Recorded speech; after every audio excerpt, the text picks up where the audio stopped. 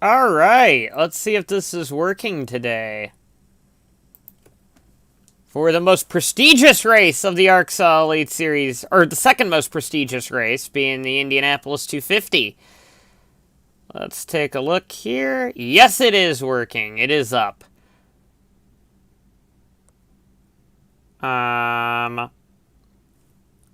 Cool. Let me get the video up and make sure it is behaving well today. All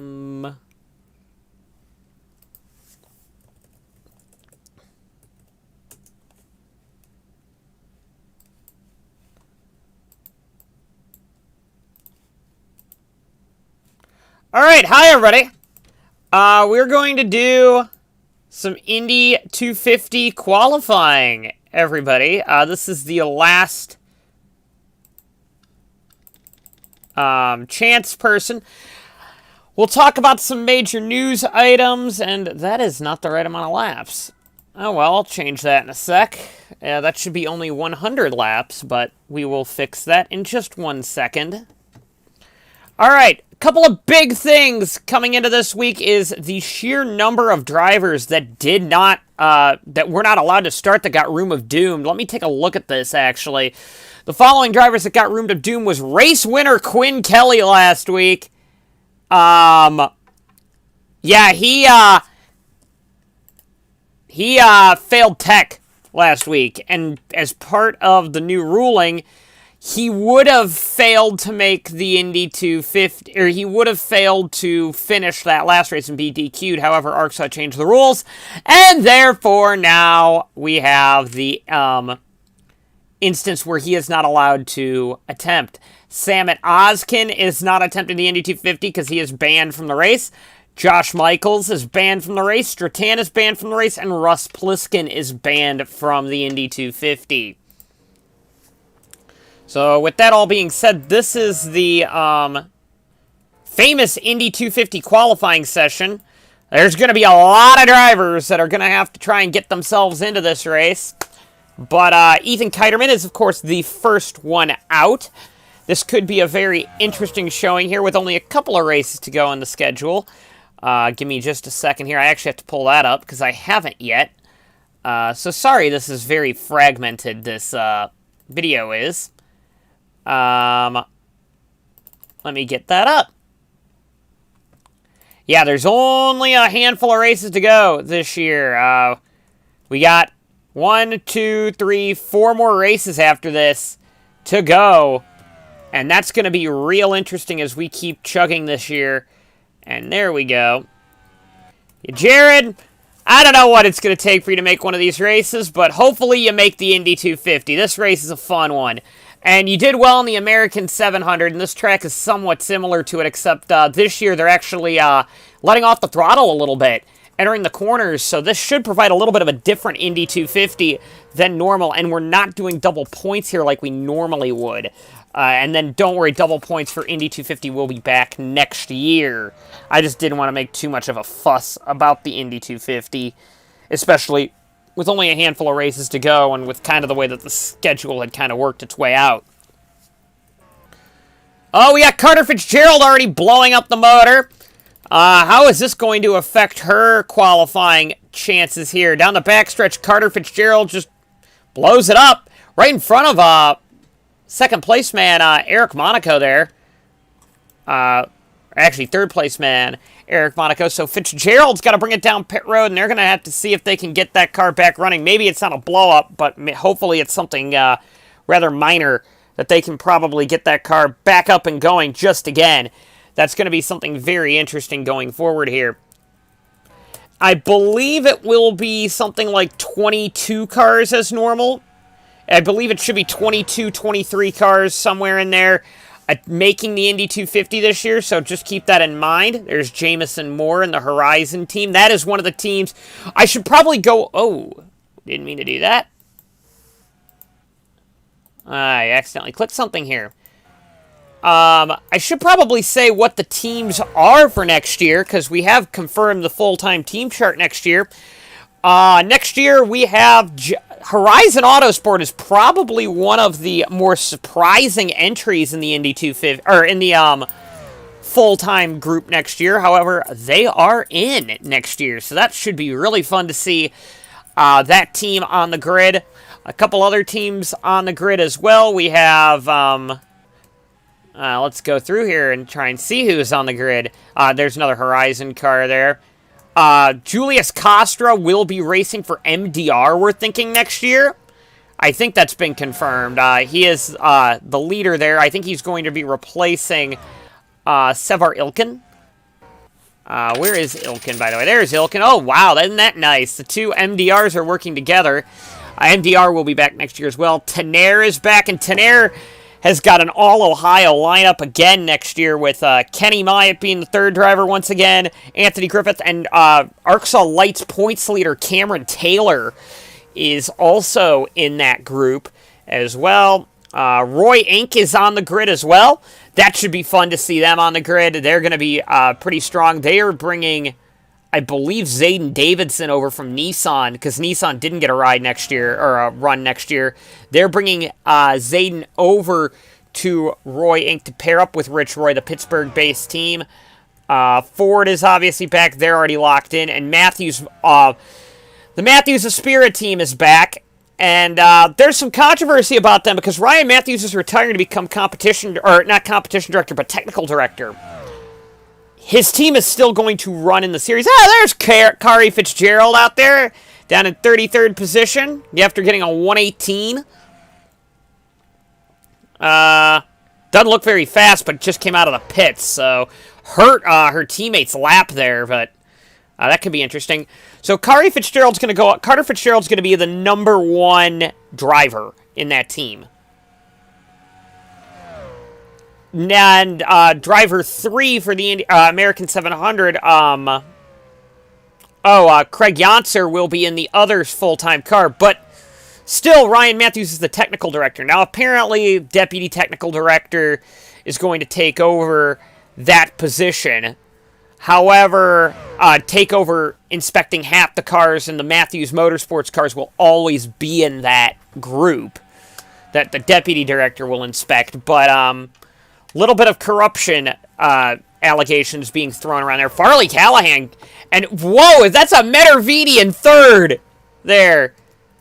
Oh, wow, Verschegen's not going to be happy down in 30th, especially with well, he's drafting with the 27, maybe, so that should help. Maybe. Well, going the outside there is not going to help, but he's going to need to slot in behind Jamison Moore in the 27 there, but at that rate, not going to be too good for him. Jesse Turner looks like he's going to qualify for once, and that's not Jamison Moore. My apologies, Joe Coleman. Jamison Moore's in another car for Caspian. I keep messing that up. Of course, his teammate's not there. Farley Callahan drafting off of Chase Dunbar. Dunbar is also in the race as well. The Indy 250. The Indy 250, Harley Fordale is going to make a race, I think. The first one since the American 700 at this rate. Oh, Harley Fordale, 6th on the board. That's interesting. Let's go down and take a look and see who is out looking in. So we're looking at the 31 of Fitzwater. Both the Peugeots. The 15 is in that. That's Tim Morse. For Morse Code Racing. 78 car, the 44 Perkins down there. That's a surprise.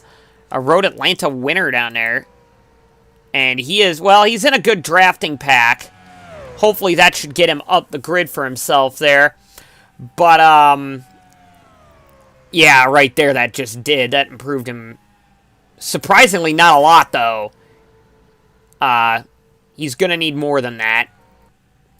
There's Grainer there. He is in. Of course, Anthony Griffith is in, and Perkins is on the outside looking in. Of course, 3-time American 700 champion Sean Perkins there.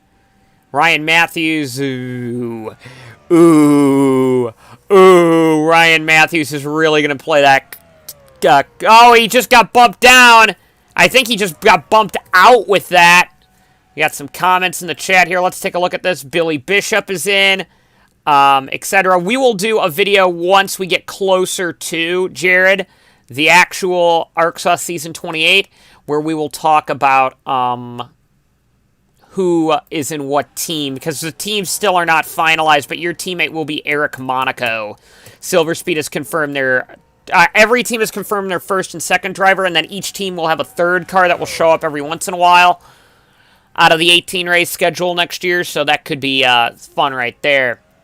I do not know what your sponsor is. That is going to be Silver Speed. Oh, wait, your sponsor, they have specialty sponsorship from Falcon Tires. So there will be no sponsorship.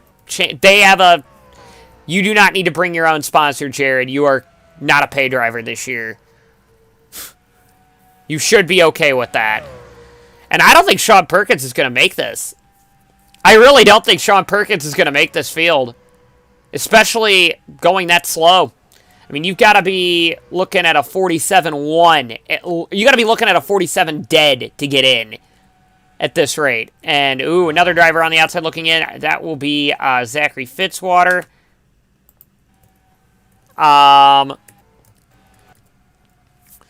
Again,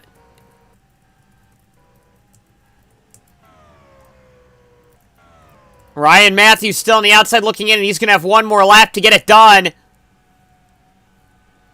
One more lap to get it done for Ryan Matthews. Joe Coleman there in the Horizon Autosport car. Dylan Speeds did not look very strong there. How's the 51 of Hadeland doing? Hadeland is in. Really, that team, I'm surprised they're in relegation, but Tesla's looking really close to being dropped down into relegation as well. Looks like Farley Callahan just got himself in, though. We're looking at some of the cars coming across the line, though, we're going to look at, and that we're looking specifically with the Ryan Matthews car, drafting off the Menervini, who the teammate Menervini car did very well, but Ryan Matthews, I don't think, is going to make the Indy 250, so that's another race in a row that Ryan Matthews will not qualify for. And that's going to be a problem, I think, for Ryan there, because that is going to be very, very poor for him. And I think right there we are done. I don't think we are going to have any other cars making this field here. And that will then make some people very happy and make some people very sad. Carter Fitzgerald was actually one of the cars that bumped Ryan out at the end there. Carter Fitzgerald goes second fastest. That's very important there. With that being said, I believe we are done for this session here. And with that, we will hit pause there. And I believe the top 22 are the ones that are going on. So we got Farley Callahan, Carter Fitzgerald, Julius Costra. Costra fast on the oval. Zolt Dormitory and the Menervini makes the Indy 250. They got to be ecstatic about that. They have to be ecstatic about making the Indy 250 because they have not made a race, I think, in a while. That team has not. But after that, we have Ilkin. And again, I'm only doing this if my, what is it? If my math is correctly. So Ilkin, Hadeland, Harley Fordale, first race since the American 700 that she's qualified for. Of course, granddaughter of famous driver Dewitt Fordale. After Harley Fordale, we have Grainer, Griffith, Kiterman, Moore, Dunbar, Roy, Burns, Speeds, Holiday, Tannerhill, Monaco, Lester Wester, Longstocking, Turner, Perkins. And Perkins did get back up into there right at the end, I believe. So let's take a look at this. So Callahan, very good run. Fitzgerald, again, a very good ring. And I'm also writing down this so that I can actually put these drivers in. Costra. And now my pen is dying. Be back in a second.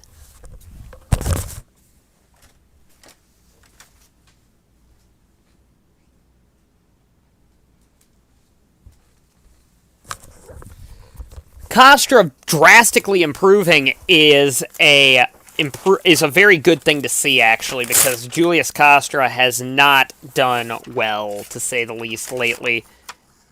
And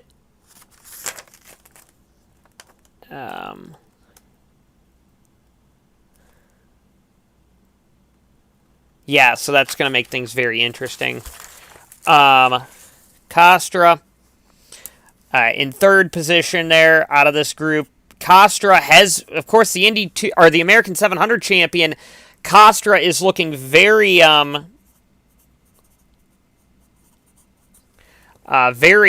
fast on these higher speed ovals because he did, I think, make the race at New York Auto Ring. Dormitory up there, they're shocked they made it. Ilkin is possibly going to lose his MDR ride.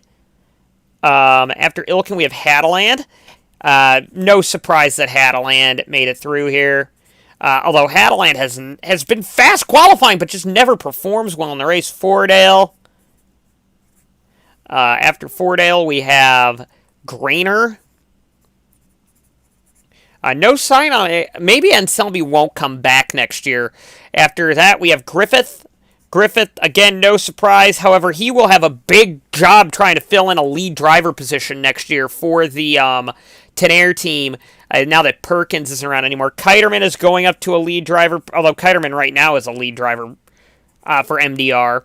Jamison Moore, good to see him on the grid there. Dunbar. Dunbar makes the grid. Roy, that team should be good. And there will be no qualifying next year in terms like this, unless if it's the American 700. Byrne. After Byrne, we have Speeds, who has been, I believe, hired by the Bradley Automotive team, maybe? I think I got that right. I think he will be alongside Lance Kelvin next year. Holiday. Tanner Hill.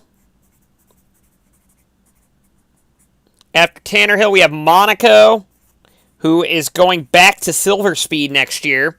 Lester Wester in the blameless car. What a shock there by him to make the grid. Was not expecting that. Long stocking in the only pass car.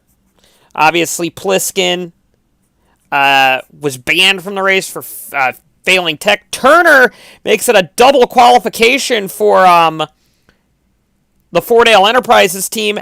Perkins, and then just in case, I'm going to take the last two in case if for some reason I did math wrong. That would be Vershagen. Right now, I think Vershagen is out. And then Morse and Matthews.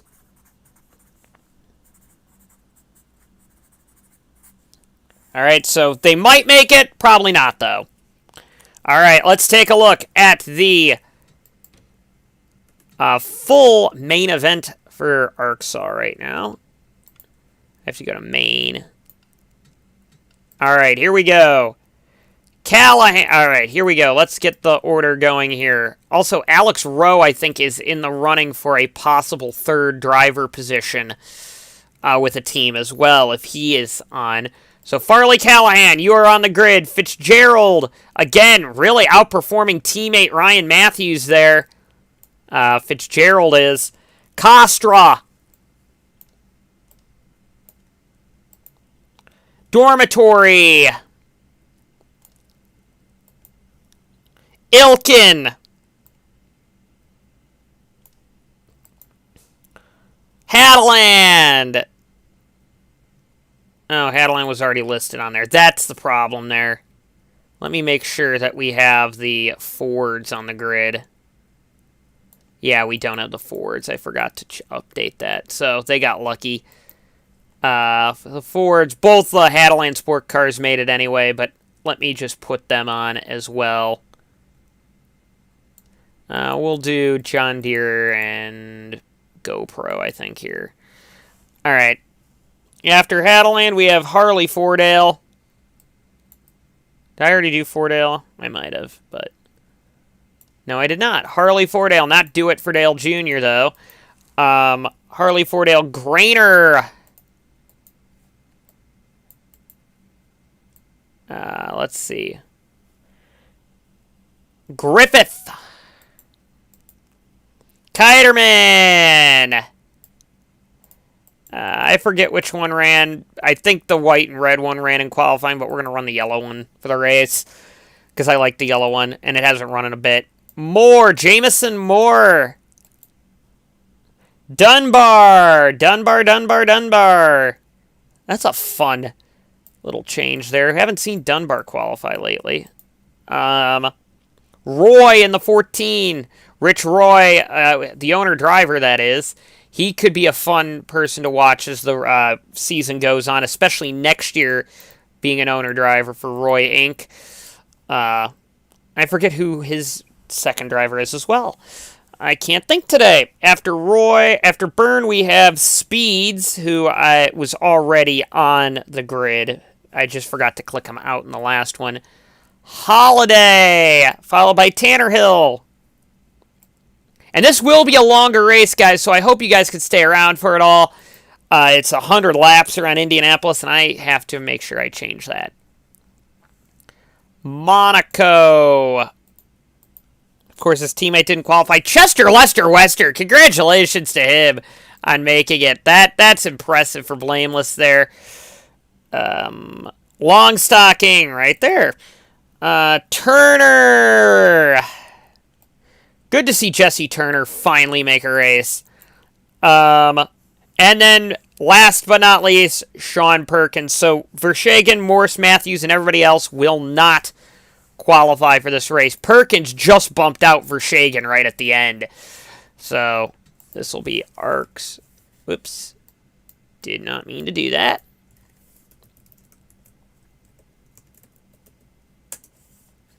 All right. We are going to take a small commercial break here. And then we will get started with the Indianapolis 250.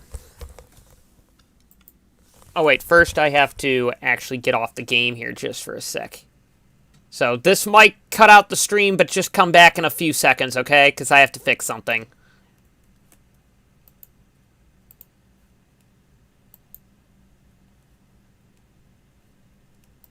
Is it still on? Somebody type in the chat if it's still streaming. The record's still streaming. Okay, apparently it is. Cool. Yeah, sorry if this is weird because I have to lower the lap count on Indy because it still says it's 160 and I need it down to 100. So can you guys still hear me?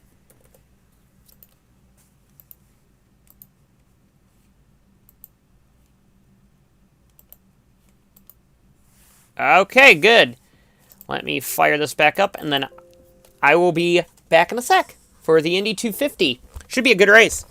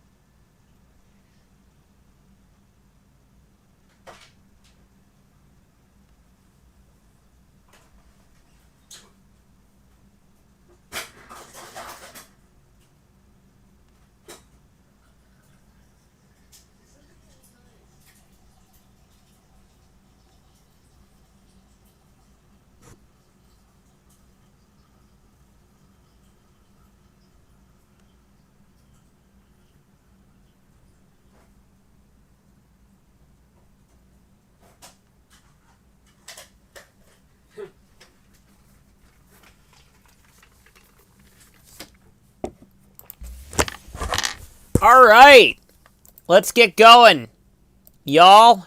All right, I am back. It should be working as of right now. So now,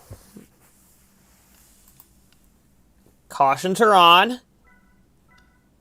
Let's go up to Indy.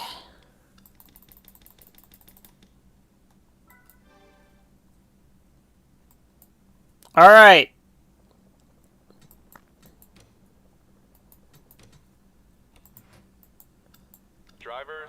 Aiden Shepard is our pole sitter today, with Craig Woodard second, William Brock third, DJ Curtis fourth, Chase Dunbar fifth, with Ethan Kiterman sixth. Wow, very interesting top six there. Carol Abbott up there, Bobby Jones, Lamas. Lamas needs points to catch on Noah Hart, who is quite a bit down the order, I believe. Vince Freeze up there. They need to get a good points day, DNC does. Here at Indy. Let's see. Where is Noah Hart? Down in 32nd. And typically in the back here at Indianapolis, it's actually, even though it's more of a speedway race and you can do a lot with it, it's very difficult to actually, what is it? It's very difficult to actually, get a good run here, especially in the back, because a lot of calamity tends to happen early in the race here. All right. Couple of keys to this event. One, it is the second most prestigious race. It's tied for the second most prestigious race in the ARCSOA Elite Series schedule, only behind the American 700. It's tied with the Grand Prix of Road Atlanta, which will be round 2 next year because there is a new season opener next year. We'll get to that, though, in a preseason video coming up here. Aiden Shepard does not have a ride for next year, so if he is watching this video, he might want to get on the Discord and try and get a third ride, a third seat ride next year. Don't worry, the third drivers will have a realistic shot at it. Any comments, everybody? Yes, insert your Delta Force music here. If I could play music, I would. I'd be playing, like, the NBC IndyCar theme right now, because I actually, or the 8-bit version of it that's out there. Because I really like that. Any predictions on the winner, everybody? Before we get going. Any predictions on the winner today? Also, will somebody highlight the stream link and put it into the Discord and at everyone for it? You have my permission to at everyone.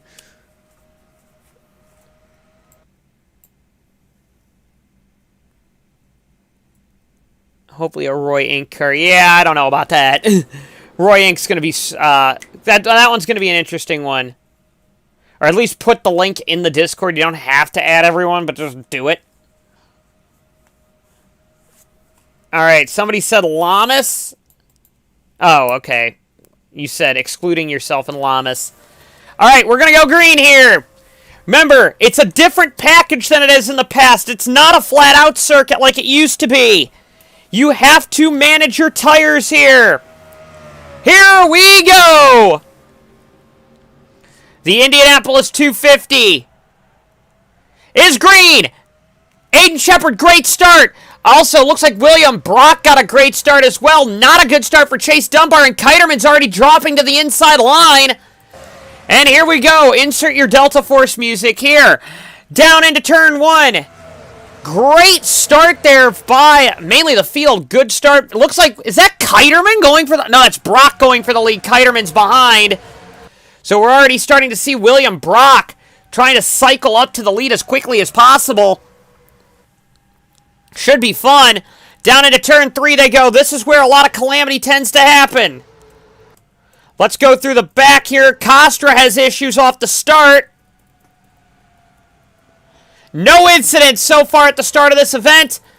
Green flag is out, and we are having a pretty good start to this Indy 250. Hopefully it stays clean like this, but poor Julius Costra, the American 700 champion, already behind the 8 ball to start off.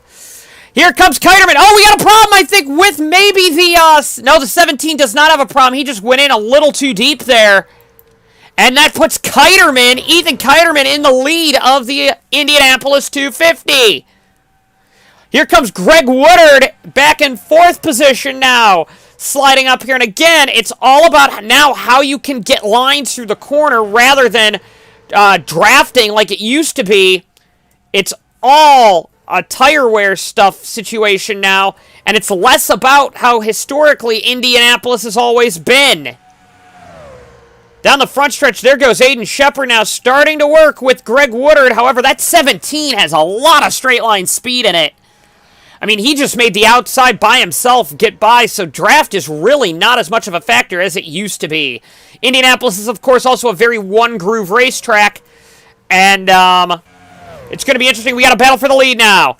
DJ Curtis looking underneath Ethan Kiterman for the lead of this event. Dropping down low, DJ Curtis does not have a ride yet for next year either. He'll probably be a third driver next year. And Curtis jumps to the lead of this event. So whoever said DJ Curtis, Vince Freeze in the comments did. It's looking like the case, but here comes the pack. They're drafting back up to the leading two. And it's been a clean start to this Indy 250. Very clean start to it. Very clean and fast start. We're going to take a look at comments here in a second after Aiden Shepard blast by Greg Woodard. And there goes Cody Lamas as well. So you just got to be real careful that you don't get a lot of understeer through the center of the corner. That's the way that this race is going to play out. Now, let's take a look at the chat now. And I also had some stuff in the ARCSOA Elite Series Discord. 2 people added everybody, so that's what that was about. And now Alex Rowe has been signed to a team for next year. We just found out. The Horizon team is hiring Alex Rowe as their third driver, so I can break news on that right on coverage. Down the back stretch, or down the front stretch now, we've got William Brock trying to make a move and make it a forward 1-2 at the front of the field. With help from Aiden Shepard, and it looks like Kiterman is going to lose a couple of spots here. Cody Lamas also with a good start to this event as well. Looking for other drivers now. Wow. Noah Hart very slow towards the back. That's surprising. Bethany Woodard also back here. Very surprising as well. 2 very people high in the championship. Of course, obviously the leader in points in the back right now. And Bethany Woodard also in the hunt for possibly a championship. A little bit more of a long shot there.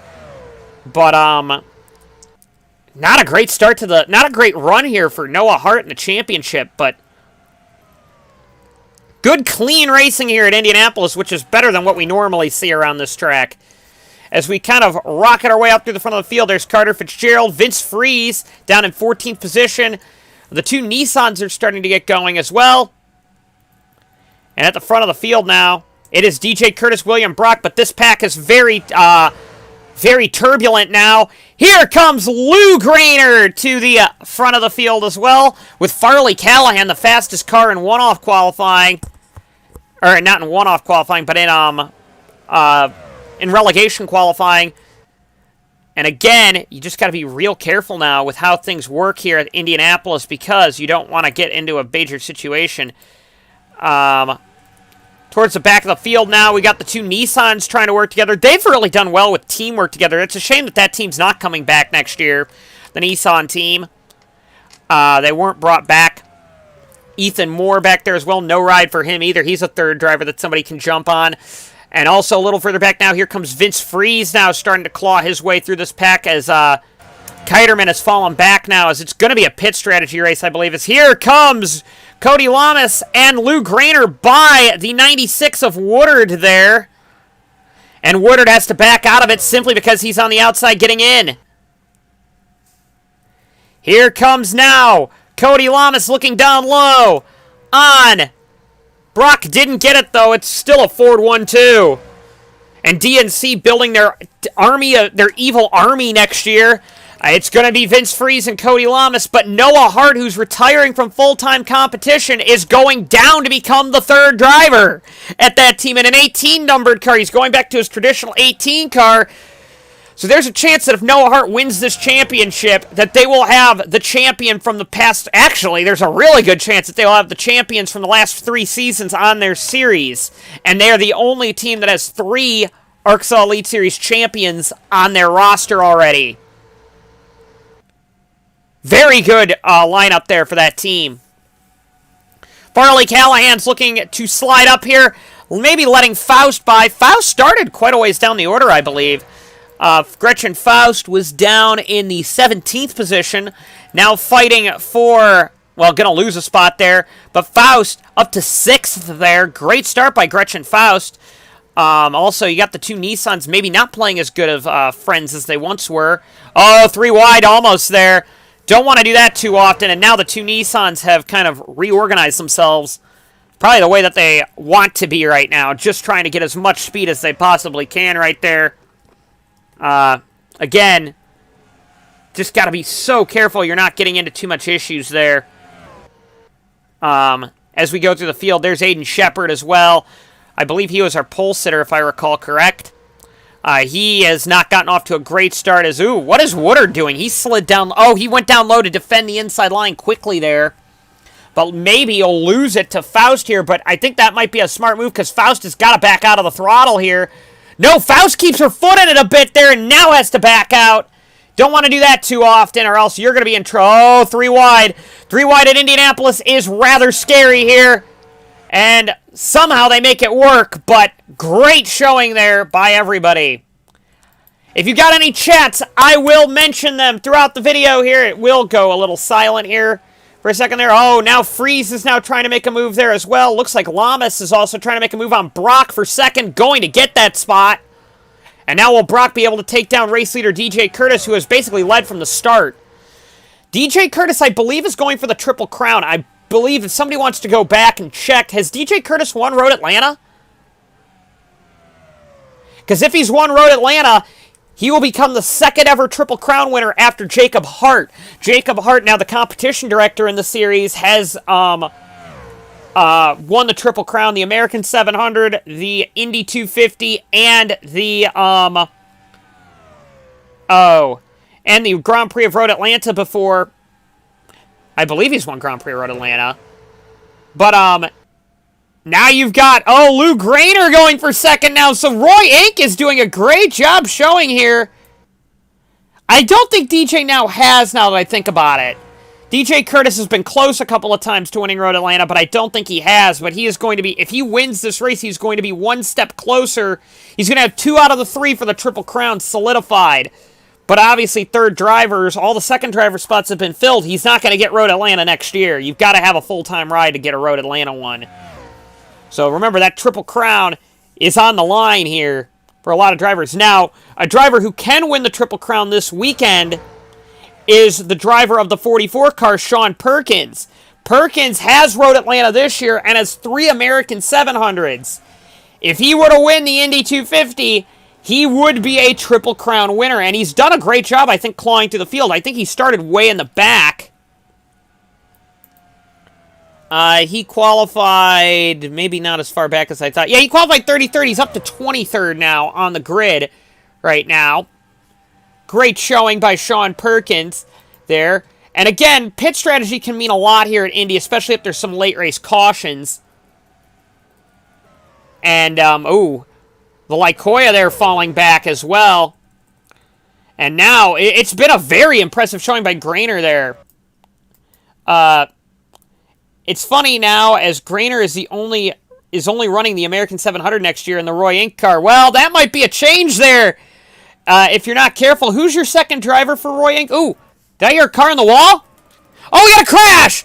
That is Sean Ard and Ethan Moore in an accident. Carter Fitzgerald's involved and everybody else gets on the apron, backing down. I think, Bobby Jones flies by a bunch of cars there that were slow on the apron. But we have our first accident in this Indy 250. It looks like both the Nissans are involved. Carter Fitzgerald had a lot of damage as well. And Ethan Moore, so it might be a 4-car incident there.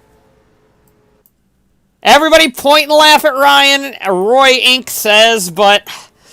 oh, man. The Ryan Matthews team. The unluckiest team on the grid here. Let's go back and see what happened here to bring out the yellow flag here. Carter Fitzgerald was an innocent bystander in all of this.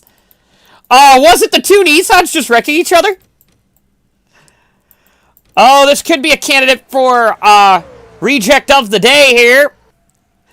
And, oh, man, Sean Ard, like I said, 3 wide doesn't really work here. Oh, man, Ethan Moore almost missed it and then just gets clocked out by the other car. And, Carter Fitzgerald had nowhere to go but right into the back of the 83 there. We're going to go back and take a look at this because Fitzgerald almost missed, or could have missed that. And then we got to look at Moore because Moore just barely misses a nasty impact there. And then gets clocked out by the other Nissan. So you'll see an accident start in front here. There they go. They're in the inside wall.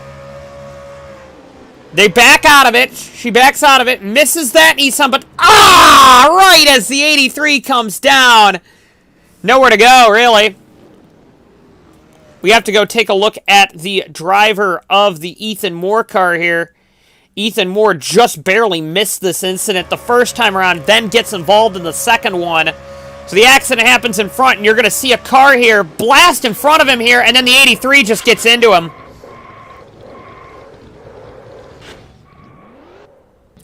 Ethan Moore, the Indiana native, hoping to get an Indy 250 win at his home race. Not going to happen today. So Ethan Moore out of this race, along with, I believe, the 2 Nissans as well. I think everybody else has gotten down A-OK for speed there. Oh, Hirano's got damage. Where did Hirano get that? Oh, no!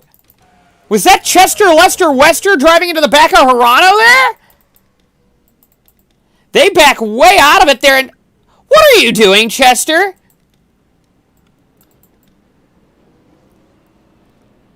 That was rather silly there, Chester. Good avoidance by a lot of the cars here. That was really heads-up driving by a lot of people there, but... What were you doing there, Chester? And he didn't get any damage out of it either. One of these cars built out of titanium? I mean, he could have backed down really easy there. But not a very smart move there by Chester Lester Wester. Take a look at some of the chats since then. Oh, apparently somebody wants me to take a look at Dylan Speeds' view in that incident there. We can go back and take a look at that. Harley Fordale did not pit, by the way. So Harley Fordale will lead the field back to the green, apparently. We're going to take a look and see how Dylan Speeds missed this incident. He was in front of Carter Fitzgerald. Oh, yeah! Oh, he did get a little contact there. He did hit the 87, but I don't think it affected his car that much. So, that is it for this event, or for that one, for that incident there. Do we have any candidates for Reject of the Day right there? Remember, vote for Reject of the Day. Oh, Fordale's finally pitted now, so Fordale's going to drop to the back of the pack. Doesn't really affect you leading laps in this series, but it is good to get up there, Harley. Harley Fordale's been probably the lowliest driver on the grid so far, so it's now bad pit stops by the Ford Brigade. William Brock down in 16th, DJ Curtis up in 6th. Not great there. Let's take a look here at some of the comments here. 27 barely missed it. Woodard. Ryan, you gave up. Aw. I was hoping that you'd be able to watch some more for Reject of the Day. William Brock was strong early on there. Davidson is in the second Roy car, and Selmy is a part-time reserve driver, and Grainer will be a wild card entry. Well, that's fun. So yeah, it was a 6-car incident there. I will be back in a second. We'll have a little commercial break here. Although if you are a Prime member, which is all of you, you get live flag-to-flag coverage because we're going to pretend we're in Britain and watching Formula One.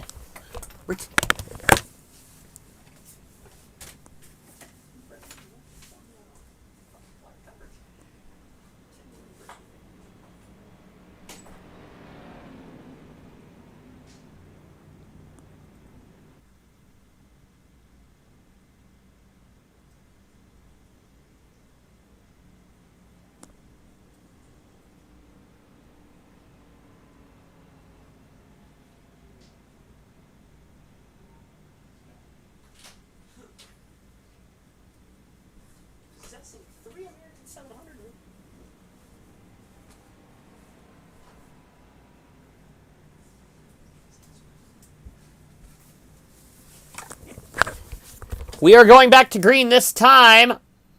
And, oh, the 46 dropped out. What happened to the 46, I wonder? 46 with camshaft issues. And, oh, Harley Fordale was not supposed to pit, but did anyway. Oh, we got the 12 with issues as well. Did the 12 make it to pit road is a good question, though. Did the 12 make it to pit road? No, she did not. Maybe she did? No, she did not. So the 12 will have to come to pit road on the restart. That's going to be crushing for Caitlin Tannerhill there. 46 blew up. there as well. And the 3 car was going to stay out and lead the race to the green, but had a tire go down as well. So, problem for the for tire issues for a lot of people so far in this event. But Harley Fordale was going to be a shock leader of this event, but apparently not anymore. Cody Lamas has got to find a way to get by the 94 car. One more comment before we get going. The Indy 250 is one of the most prestigious races of the year, and it's known for its heavy accidents, so we were lucky to get out of that one with everybody in one piece, it looks like. I don't think anybody got injured in that incident, thankfully. I don't know, the 87 almost did when he nearly got clocked out by the 84, but that was close. Lamas will lead the field down to the green, and away we go! Green flag is out. Will the 22 did not get going off that start there. Lamas, neither did the 94. It looks like Lamas will get to slot in front there and control this race. Remember, Costra is a lap down after having a tire issue on the start. Looks like Sanders is going to go to the inside now of the lap car of Costra. So Austin Sanders in the Tesla. They need points because they've been losing it quickly there. Tanner Hill, oh, there's more issues with Tanner Hill's car. That was a long time up on the right side. Going to get going, though. Costra really holding up that outside there on the straightaway there. Grainer's the big loser and all of that. But remember, it's still early in this race, and this is one of the endurance races on the schedule at 250 miles. Normally, races are about 150. 150 are short track, or this is, 150 short track and speedway and super speedway, or 150 laps of short track. Speedways are 150, and super speedways are 150, road courses are 100, so we get back going. DJ Curtis was leading before that caution came out, so it's going to be interesting to see if DJ Curtis gets back going. They are going to also have to deal with Caitlin Tannerhill as well, who has rejoined this race. As we go through the field here, fastest car right now was the 84 car, who is now out of the race. Vince Freeze also quick as well.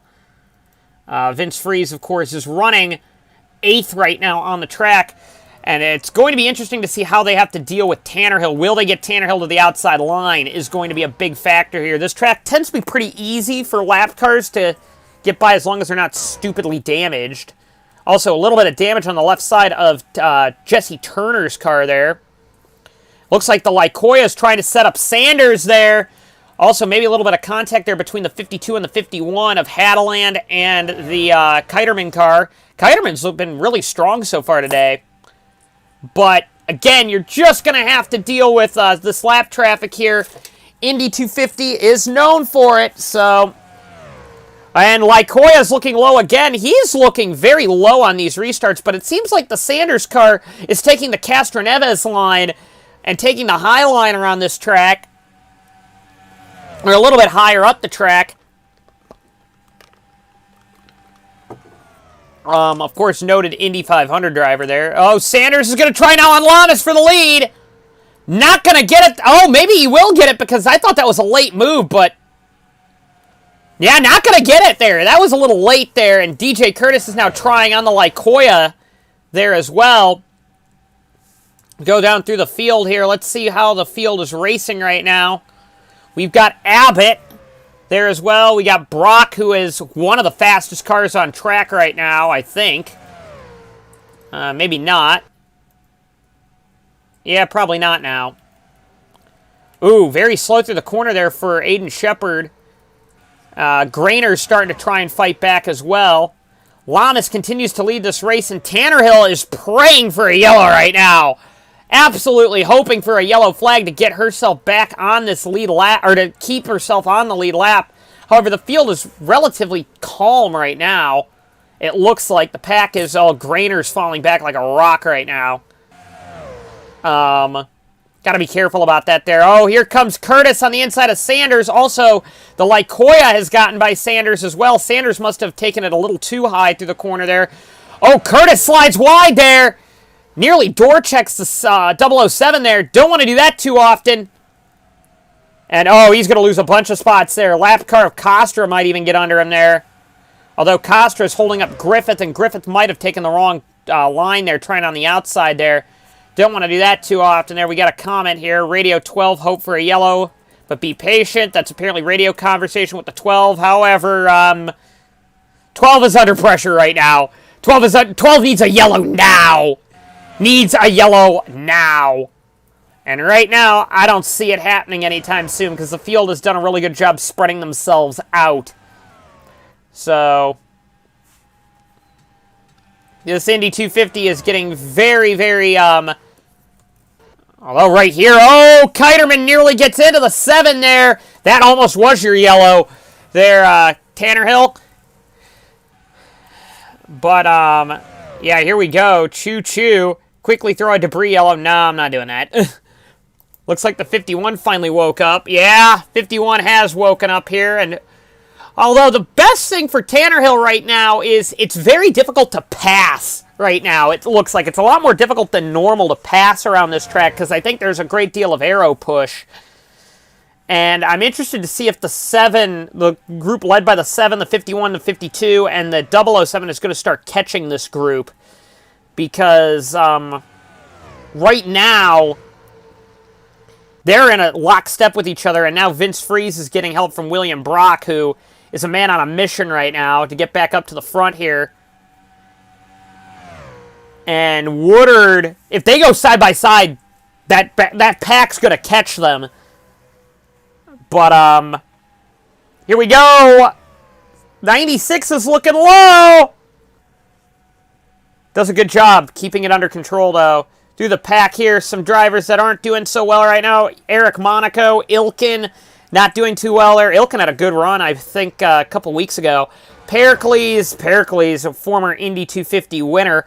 Ryan Griffin, Tyler Thaber not doing well in this event. Kelvin, Harano back there in a damaged car. Dormitory, still in speeds, starting to climb up through the field. Noah Hart has done a great recovery drive so far in this event. He has never won a one-off race outside of Triple Crown race other than the Indy 250, so if he wins this event, he will have 2 of the Triple Crown. Or not Indy 250, I'm sorry, Grand Prix of Road Atlanta. He's never won the American 700. But right now, this pack is doing a really difficult time trying to catch up, and now we're starting to see this pack starting to race each other a little more, and that's probably why, as there goes Vince Freeze to try and get through the field here. Remember, still a long field to come, so again, tire wear is a big factor, I think, here, or trying to keep your tires underneath you, because there is a big, sizable deficit. A very quick fall off, I think, here. And Tannerhill does a great job taking the air off the 48 car. Tannerhill's not being a good lap car, to be honest with you. But she is reasonably quicker here, and that's actually going to send Woodard up the inside trying to take over the lead here. And Greg Woodard, the Illinois-based driver, jumps to the lead of the Indy 250. And Woodard, now in the Lycoya, does a great job there. Here comes DJ Curtis, Ethan Kiterman, and now Vince Freeze. Freeze is going to try and join his teammate up there and maybe start giving some DNC help to his teammate there. Here comes Kiterman down low. Oh, this is thrilling racing by these drivers. And now there goes Kiterman now trying to take over the lead of this pack. And now they got to come up to Woodard. Woodard now is trying underneath Tannerhill. Looks like Woodard's got a much better car following people. And I think this is it for Tannerhill. She needs a yellow to come out between now and the start-finish line, and she's not going to get it. And now both are now trying to draft by, and this is Tannerhill going to go officially one lap down, I think. Tannerhill's got a heck of a car up there. If Tannerhill gets back on the lead lap, she's going to be a threat to win, I think. She's got one monstrous car there. She made the outside work in Indy. Holy smokes. Tannerhill's got a quick car. That was a little deep. And that's going to be Woodard taking the spot, I think, there. That was a little too deep there, Caitlin, but you got a heck of a car. You get back on the lead lap, I'm watching that 12 car. Where's she running from the fastest lap board, I wonder? Actually, not too well.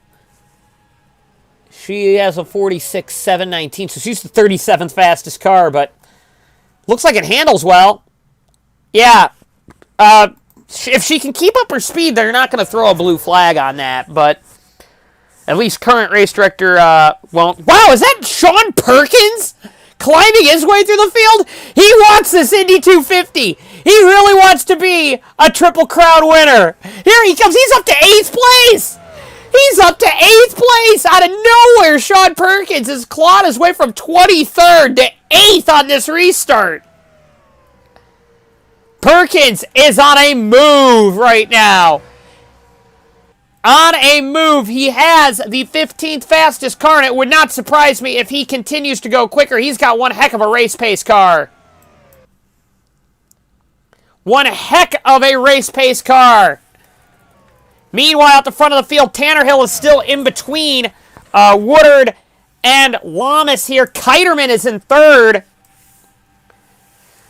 And Sean Perkins going to be a factor, I think, in this event at the end of it here because of that his car is running. And if he wins this, he is the 2nd ever Triple Crown winner. He's never really put together a full season worth of effort, but he has been fast in these big events. He is tied for the most American 700 wins. DJ Curtis tied him a couple years ago. Last year's American 700, DJ Curtis tied him. Oh, Gabbitt's blown up! That's going to be a yellow flag! That is a battery fire on the 070 car. That is a yellow flag right there for Carol Abbott grenading the motor. And she isn't going to make it back, so that was very wise by the ARCSOA officials to throw a caution flag right there.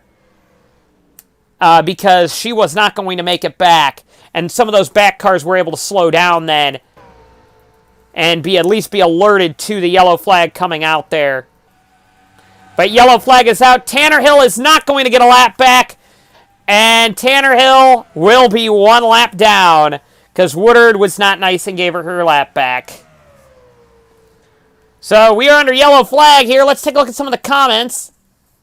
I don't know what the fuel range is, actually. I've not looked at it.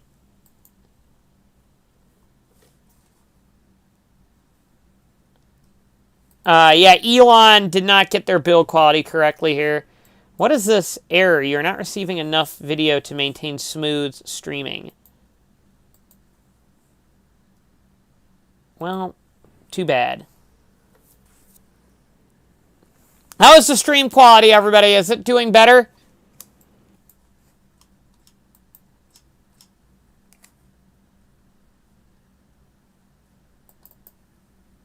I am sorry if the stream quality isn't good. My apologies.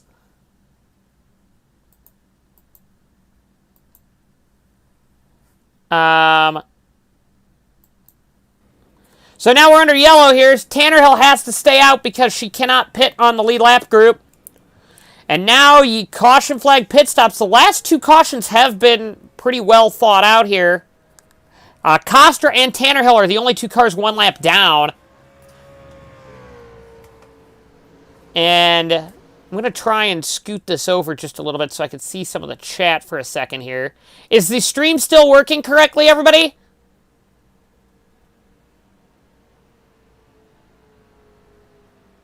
All right.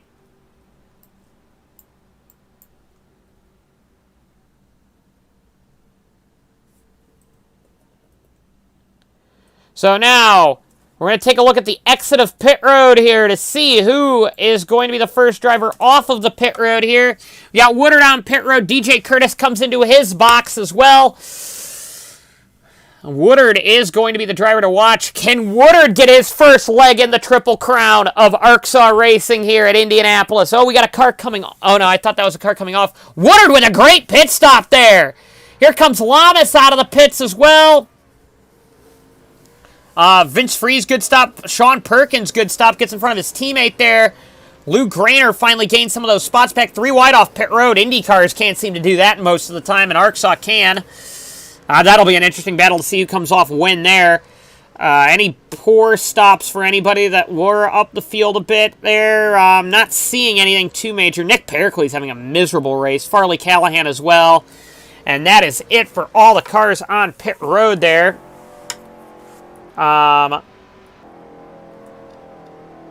There's Greg Woodard, the race leader in this event here.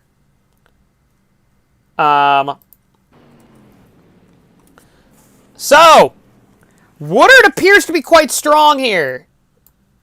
Great pit stop by the Lycoya Brigade there. I'm very impressed by their showings today. We're right now a third of the way through this event. Uh-oh, is there an issue with Woodard's car? Maybe, is Woodard coming back down? Oh no, those cars are just pitting, that's why.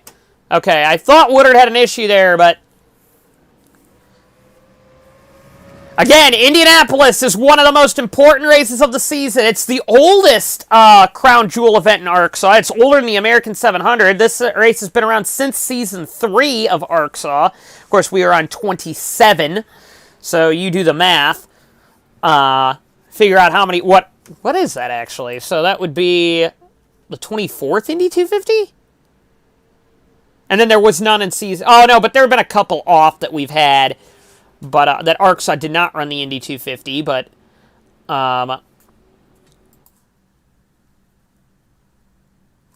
whoopsie there. Yeah, I almost gave Woodard the commentator's curse there, but luckily it wasn't. Also, but Woodard's got a big concern behind him here. Take a look at that. You got the two DNCs further back. And they're going to be working very hard together. And then you've got the two Tenaires behind that. So those two teams might get to work with one another there. We're going to take a commercial-free break here. I will be back in by the restart.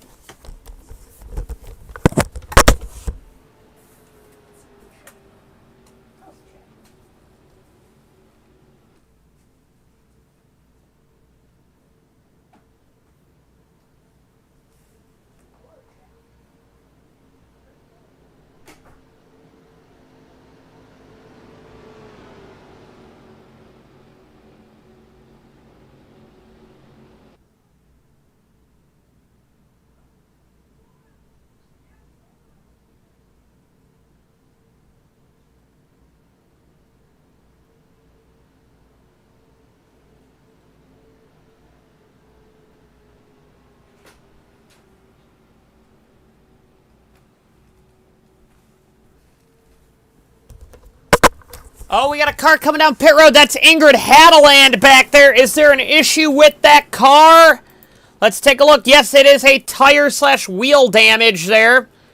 So Hadeland has got to bring it down pit road and drop to the back of the field. Oh, the bad luck hits the 51 again. And Hadeland, for the Hadeland Sport Team, needs a much better luck, I think, here. However, it's still a while to go in this race. I mean, normally... Oh, there goes Costra and Tannerhill back up the field. Normally, if this were a normal-length ARCSOA Elite Series race at 150 miles, this race would be only 60 laps long, so we'd already be halfway done with it. But considering this is a Crown Jewel event, it is not. And there was thought to try and make this race a 400-miler in the future as well. Maybe next year it will be a 400-miler. They still haven't determined that. It might be the Brickyard for the ARCSOA Brickyard 400 or Indy 400, just because they want to make this race a little bit longer in length. But with how some of these races have gone in the past, we probably wouldn't have enough cars to finish at the end of that race. But it seems like we finally have a package here that's not causing cars to die everywhere they go. Woodard and Lamas have an issue now. They've got lap cars on their inside. As you know, this is a very one-groove racetrack.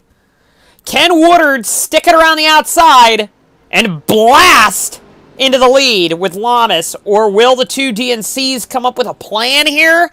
Will the two Tenaires come up with a plan? We're going to take a look at the chat one last time before the end. Yeah. Any comments from anybody? Any comments at all?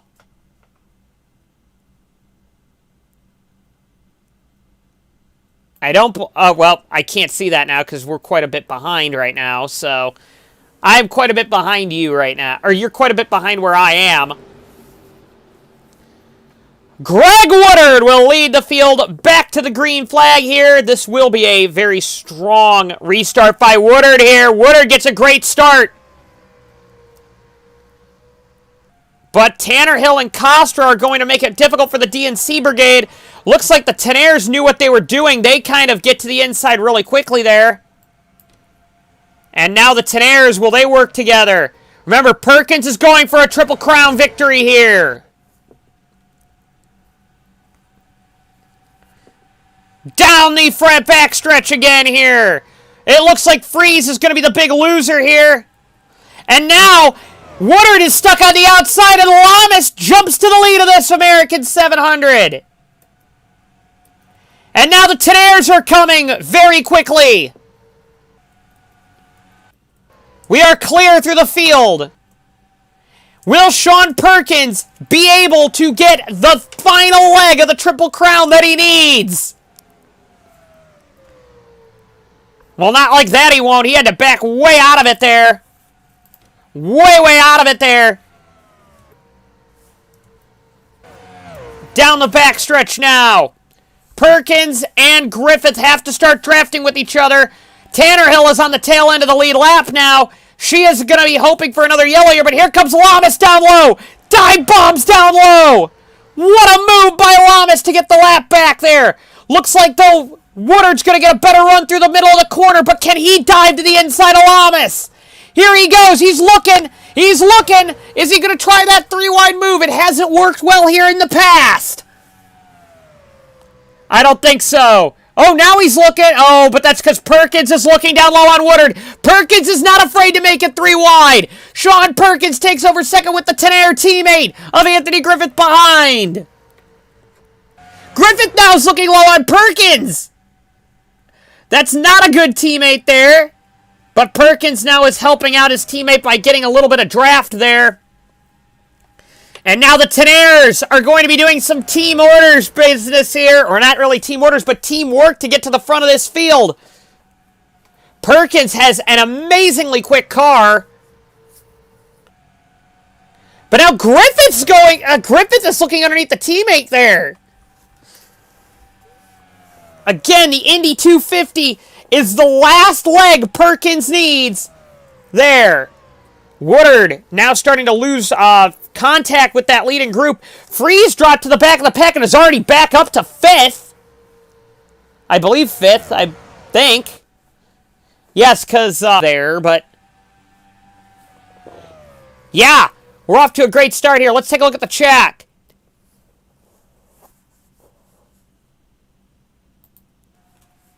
Here we go, down low now.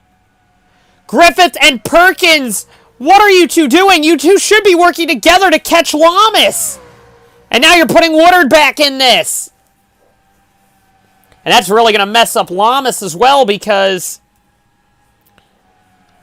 Lamas now is going to have the field really closing in on him here. And now Lamas, though, his teammate, is getting involved in this battle now.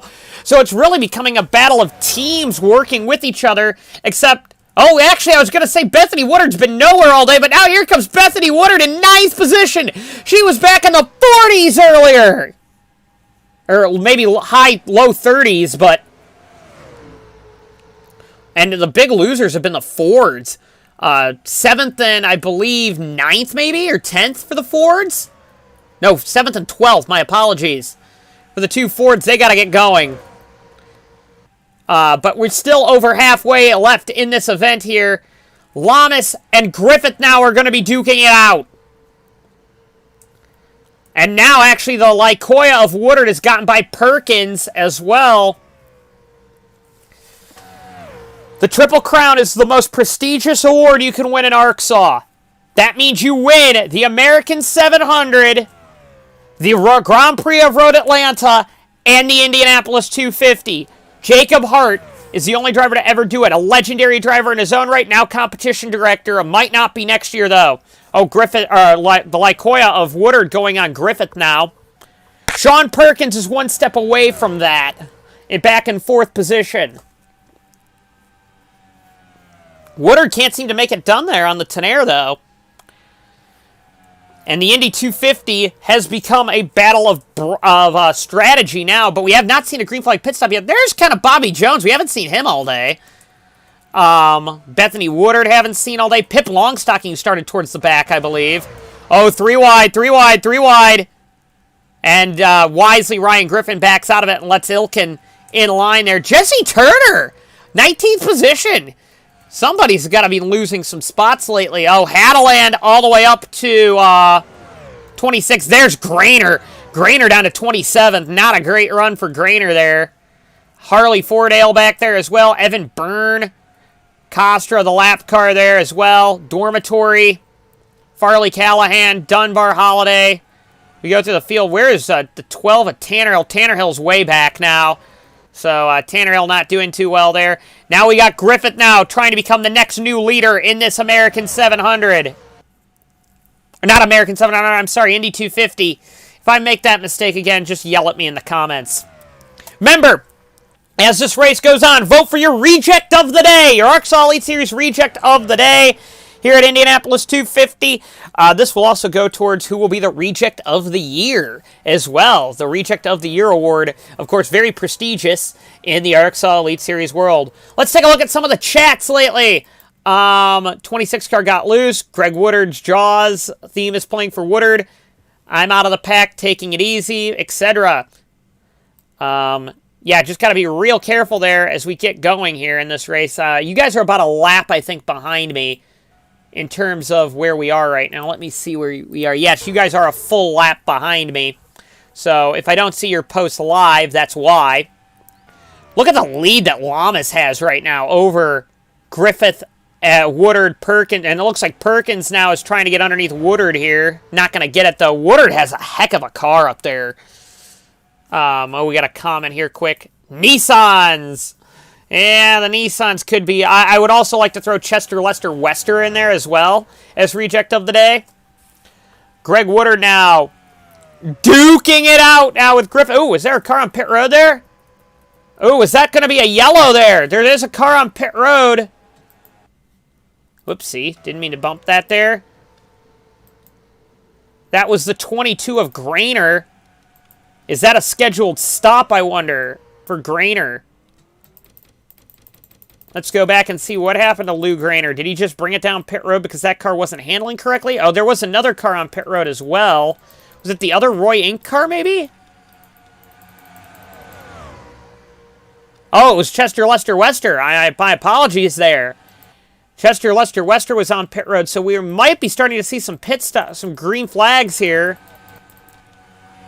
Nothing there, though, but again, I don't think either of them have been lapped, so that's good for them. Oh, wait. They have been lapped. My apologies.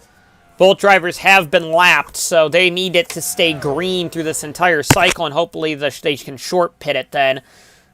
But again, this field is really starting to spread out a bit here, and of course, pit road is quite the interesting affair during green flags here. Oh, looks like Vince Freeze is going underneath Perkins for a spot. Will he get it? Doesn't look it, but Bethany Woodard sweeps by Kiterman there for 5th, or for 6th. And Woodard has a lot of speed under her car right now. Of course, her brother is in 3rd. So now we'll have both the Tenaires in the lead group, both the DNCs in the lead group, both the Lycoyas in the lead group. Too bad Sevar Ilkin is nowhere near Ethan Kiterman to help out. And oh, Tannerhill may be an issue? Apparently not. More cars on pit road. The 6D? I thought the 6D was out.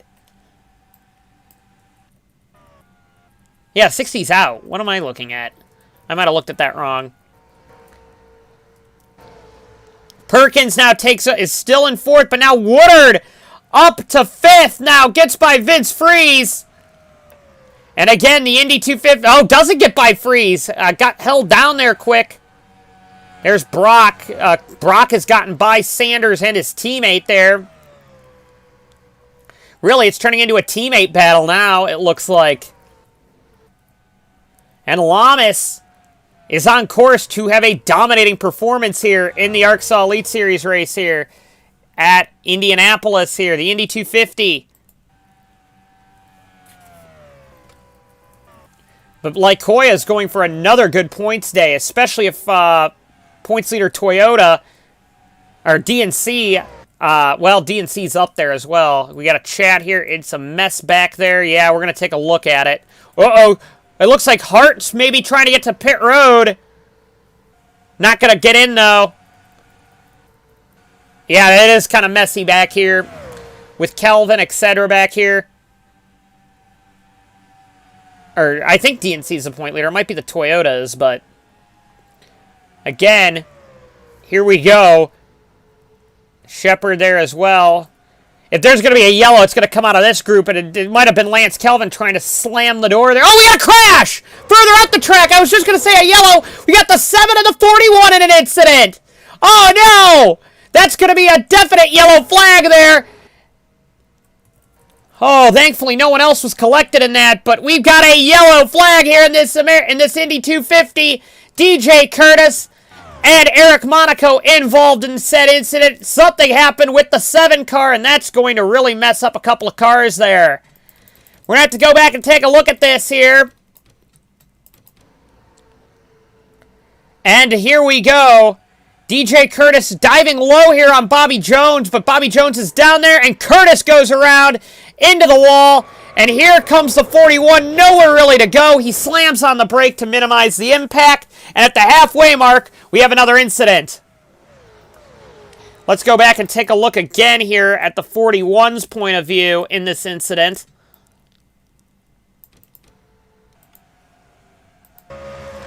Car goes around up in front of him there. He does back out of it, but he realizes he's not going to miss it because he's up in the marbles already and slams into DJ Curtis. We do hope both drivers are all right because that was a head-on hit for both cars.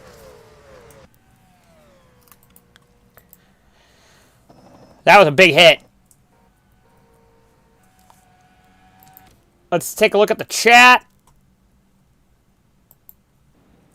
And right now, we're at the halfway mark, and it looks like it's going to be yellow flag at the halfway mark. As here they come down pit road. Cody Lamas, Anthony Griffith.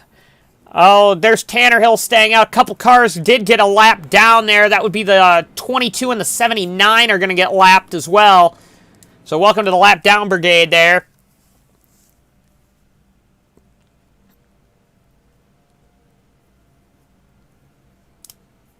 Cody Lamas now. This is going to be an interesting pit stop strategy, I believe, here for the drivers on pit road here. Number of cars, I think, is that all just all the lead lap cars that stayed, or the lap down cars that stayed out there? Let's take a look. Yeah, that's just all them. Let's go to pit road 1 cam here. 48, slow stop. Very slow stop for the 48, I think. Incredibly slow stop. No, that isn't the 48. My apologies there. I thought it was the 48. Very slow stop for Greg Woodard. They're not a good stop for Woodard. Woodard is going to lose a bunch of spots here. Oh, no, not Greg Woodard. Bethany Woodard, I think, came off second. William Brock, or Ethan Kiterman, slow stop there. What is wrong with Greg Woodard? Greg Woodard's dropping to the back of the field. Oh, no, Greg Woodard all the way at the back of the field. The only car behind him is Lance Kelvin out of the lead lap cars.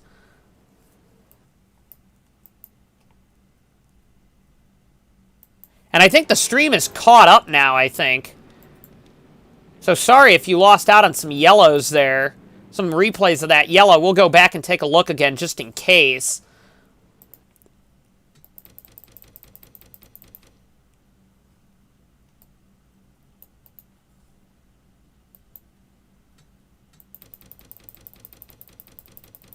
Let's take a look at that caution again, just in case if it cut out some of the replays for the 7 and the...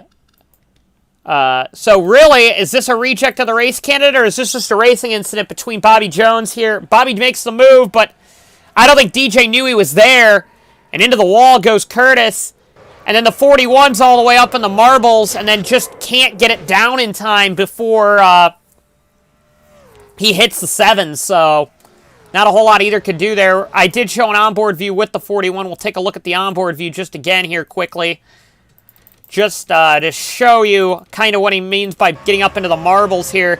He already is on the high line, and then there's another car up there. He goes way high the incident. He thinks Curtis might go down, and then he gets just too high up into the marbles, and then Eric Monaco goes out of the Indy 250. Tough break.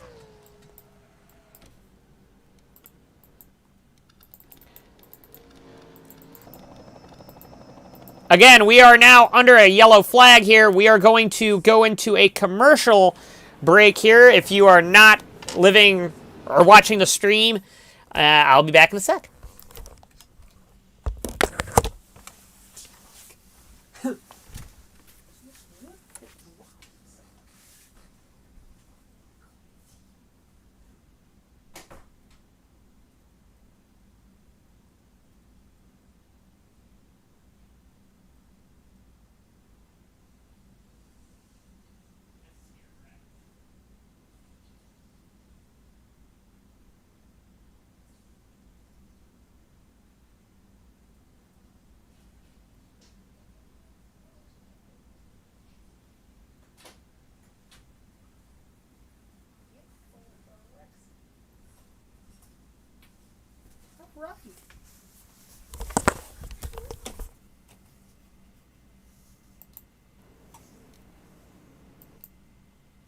All right, I am back. Sorry about that. You didn't get to see the live coverage there while I was gone. We're going to take a look here. I'll do some chat work here quick while I'm off the screen, or I'll go back off the screen.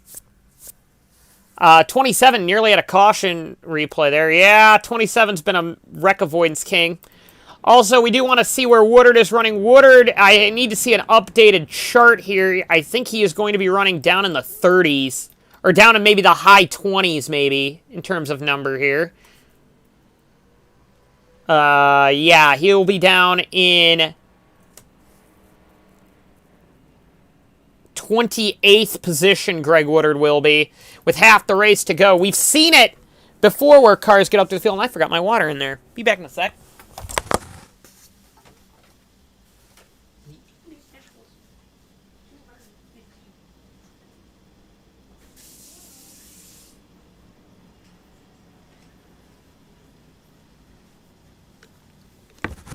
So now, Bethany Woodard becomes the Woodard at the front of the field, though, in second position. Third position is Anthony Griffith, followed by the Tenaire of Sean Perkins. So watch those two to get going together. Brock has no teammate in this race anymore now that Curtis is out. He will not be going for the Triple Crown today. Curtis won't be. Vince Freeze back there as well. Noah Hart needs to get his second leg in the Triple Crown. I believe he's got a Road Atlanta victory. Ryan Griffin, I shouldn't have said this is the oldest Prestige race. Road Atlanta is older than this, but we got some chats here. So, as we go through the field, Ryan Griffin, I think, has a Road Atlanta victory. So he's going for his second leg of the Triple Crown there. But again, here we go. Lamas, has Lamas ever won Road Atlanta? I think he might have won a Road Atlanta once. But, again, we line up.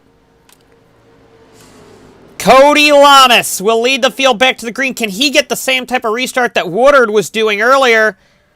Looks like it. Grainer held back on that restart there, and that's going to give a great restart there to Cody Lamas there. Looks like Griffith is going to slot to the inside. Bethany Woodard did not get off to a great start there. And now here comes Griffith and Griffith's got to work with Tannerhill now. Takes over second position. Bad start by Perkins as well. Stuck on the outside line there. Although Perkins has some drafting help down the straightaway there, is going to get that spot back there. Maybe he can help his teammate get up through the order there. Remember, he is going for the Triple Crown today. Triple Crown at ARCSOA Racing. So far, it's been a clean restart in this race. Actually, a very clean restart so far in this event. Down the front straightaway now. Lamas is your leader. Followed by Anthony Griffith, who's a number of cars back on Tannerhill and Grainer. Ooh, slow through the corner there by Tannerhill.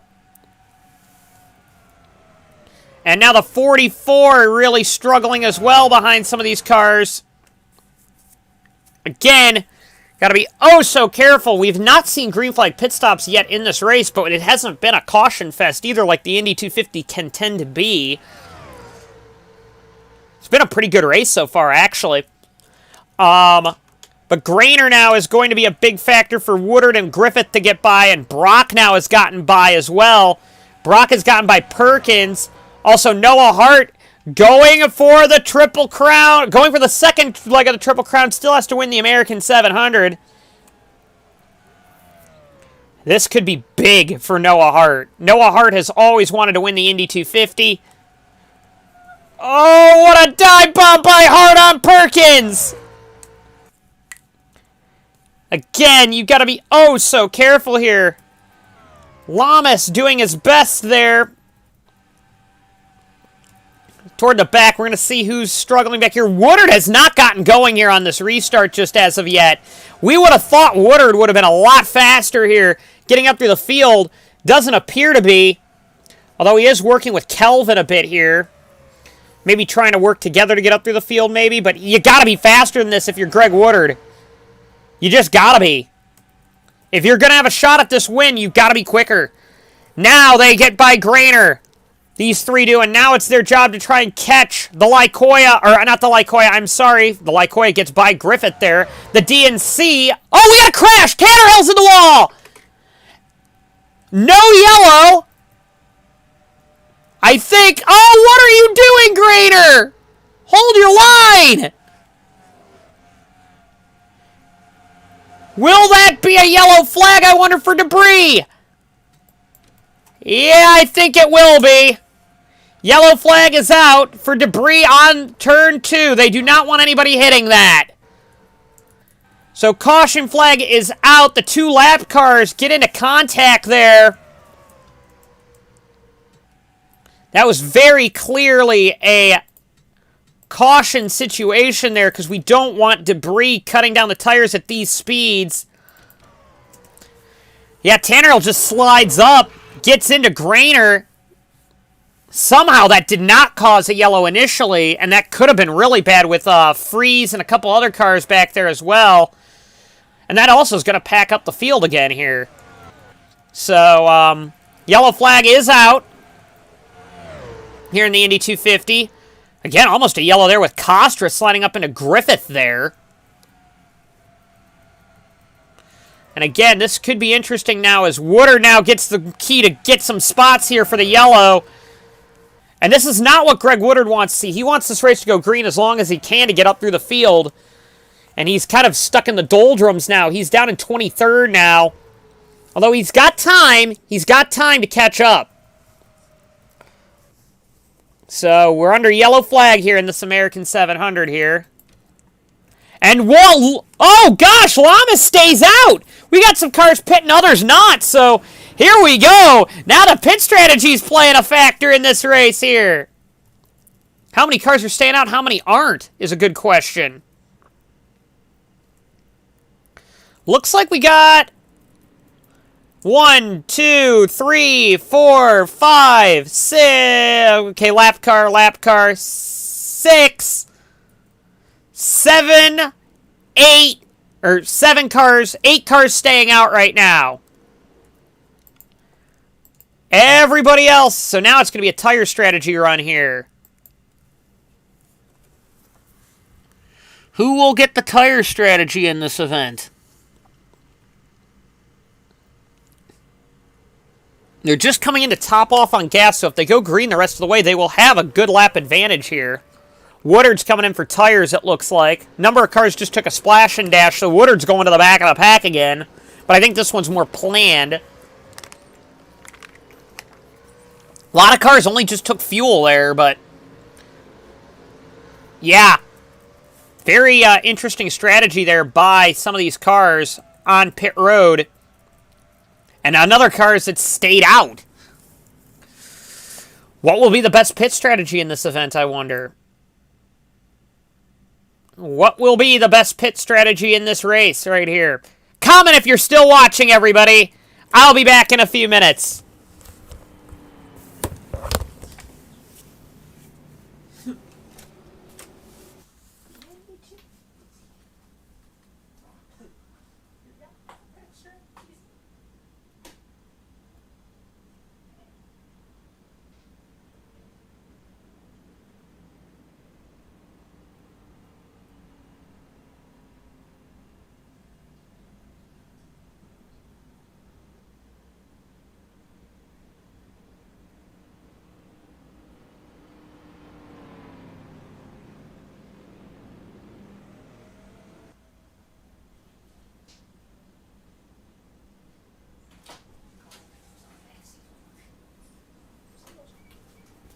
works. It does is give him a wave around.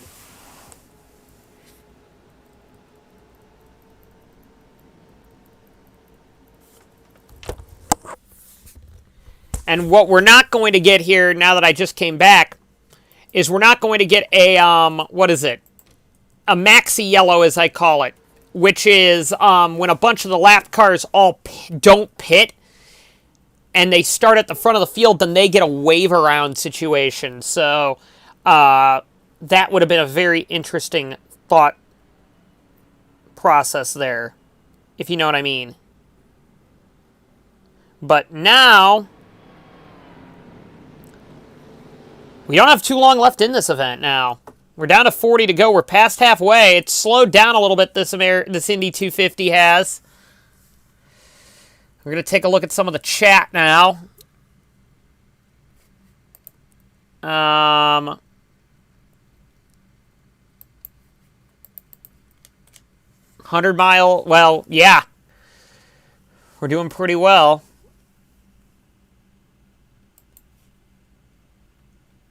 What a showing for this event right here. What do you guys think so far of this Indy 250? What do you guys think of the new live stream format? Do you guys like this new format where we live stream all the races? Or do you like the old highlight videos better? Because we're not going back to them, but if there's enough demand, I will go back to them, but...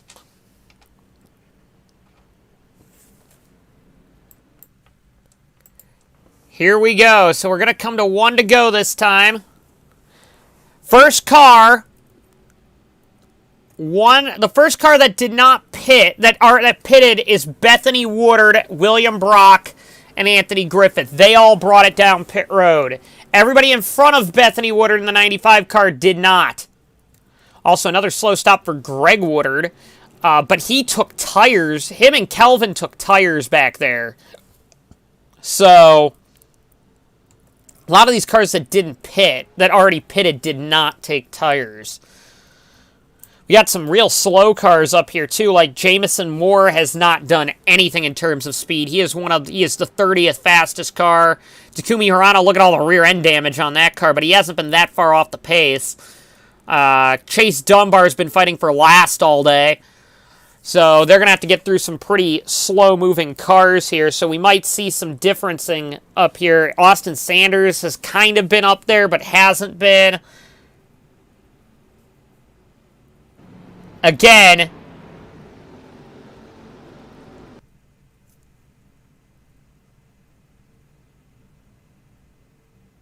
here we go. Lamas. All right, guys, mid-race predictions. Who do you think is going to win this event? Is it going to be Lamas? Is it going to be Perkins getting the Triple Crown? Is it going to be Freeze, Sanders, somebody else? Is Greg Woodard going to come all the way from position number 28 to win this race in 40 laps? That would be a heck of a story if he did that. He would have to play the caution flags correctly, but... Woodard now, or I'm sorry, Lamas now. Needs a good start on Costra here. The American 700 champion on the inside. Just wait till we do a full American 700 on this stream, everybody. Wait till we do a full American 700 on this. That's going to be a heck of a showing. Here we go. Lamas will lead the field to the green, and away we go. He gets a great start over Costra. Perkins does not. Perkins has been blowing the starts all day. Down into 1 they go. That's a cool camera angle, actually. From the top of the pagoda there. Whoops. Don't want any of these cameras. Let's go through the static camera now.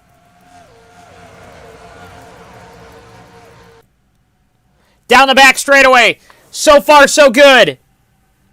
No major issues in the back. Looks like Kelvin and Woodard are starting to work together a little further back. But that inside is really holding up some cars.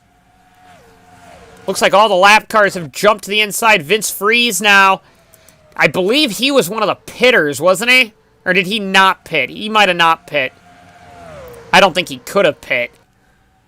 If he did a great job getting through the pack. But down the front straightaway now. My apologies. Ooh, Tanner Hill and Grader are getting close again. Remember, they were the ones that brought out the... Oh, there's a really slow car back there. I didn't like the way that was looking. A little further back, and I think... Oh, we got a yellow... No, I thought we had a... Oh, we got cars slow on track. That's Jamison Moore. Can he make it back to the pits, I wonder? Doesn't look like it. Another yellow flag here for a car stopped on the apron. Jamison Moore had a problem further back. And we got a yellow flag.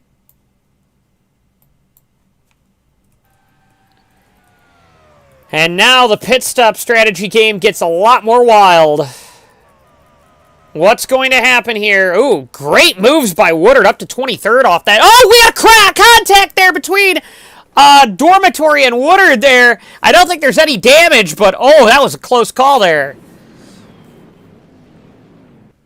Let's go up and take a look and see what happened to Jamison Moore in the O2 car.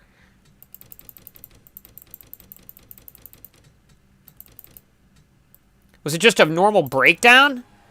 Yeah, he's in the corner on the outside line. And yeah, right there, you can just see a big breakdown there. Very close call there between Brock as the big loser and all of that. Brock drops to the back of the pack from that. And that's where the suspension blows on that car as well. So, we're under yellow flag once again. It says it was a suspension and or tire. It looks like it's a suspension issue for the O2 car, so... And we saw the suspension parts go out onto the track there.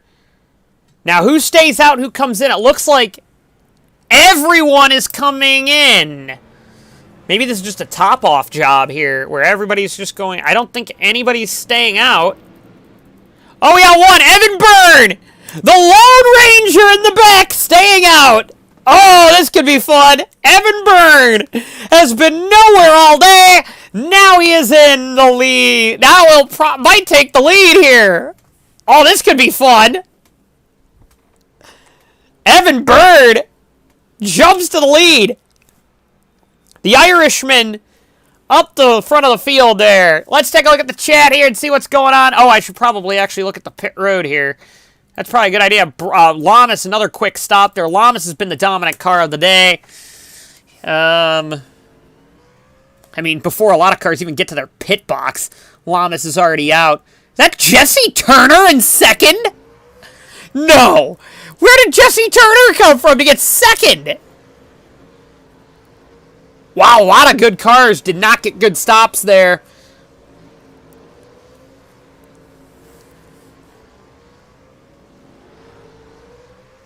And again, bad stop by Woodard. I think an air or something's up with Woodard's car. He's the slowest car on pit road all the time. So the only way he's got a chance is through a long pit stop cycle. And I'm interested, is Byrne going to have to pit is the next question. Is Byrne going to pit with the lapped cars maybe? Is the question I have here. If he does, whew. This race has gotten long now that we haven't had a green flag run here for a bit. I was expecting this race to be about 2 hours long, so... Byrne is pitting. I thought Byrne wasn't going to, but Byrne is bringing it down pit road. Not sure what the meaning of... No, maybe he's not. No, he's not pitting. Okay, never mind. Here we go. So Evan Byrne is going to be the leader of this race. And he's got some of the fastest cars in the series behind him. Although not with Jesse Turner there. Jesse Turner out of nowhere in third. I wonder if he missed his pit box or something. Because Jesse Turner, very fast stop there.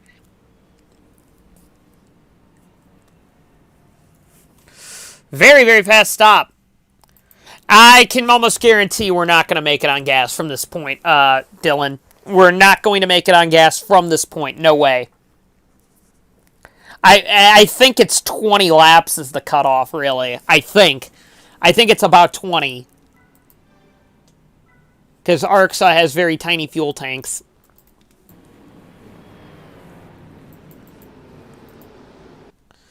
Alright, let's take a look at the pack here, see where everybody is in this pack. Vince Freeze doing a very good job so far up the grid. 56 also out with a tire issue. Not sure why Allison Holliday's out, or what happened to her, but Bethany Woodard up there, Hirano up there, Thaber. Thaber kind of been in the back all day, now starting to show his worth. Anthony Griffith, Ryan Griffin, Pip Longstocking, Sanders, Jones, Hart, Dunbar, Hadeland, Ilkin, Dormitory, Callahan, Roy, Fordale, Shepard, Pericles, Speeds, Kelvin, Kiterman, Brock, Woodard, Grainer, Lester Wester, Costra, Tannerhill. Oh, we're not done with the yellows yet either. No way. I don't think we're done with the yellows. If there's mechanical problems, we're going to get yellows. And they actually threw another caution lap on, I think, there as well. So I think we were supposed to go green this time, but I'm not sure.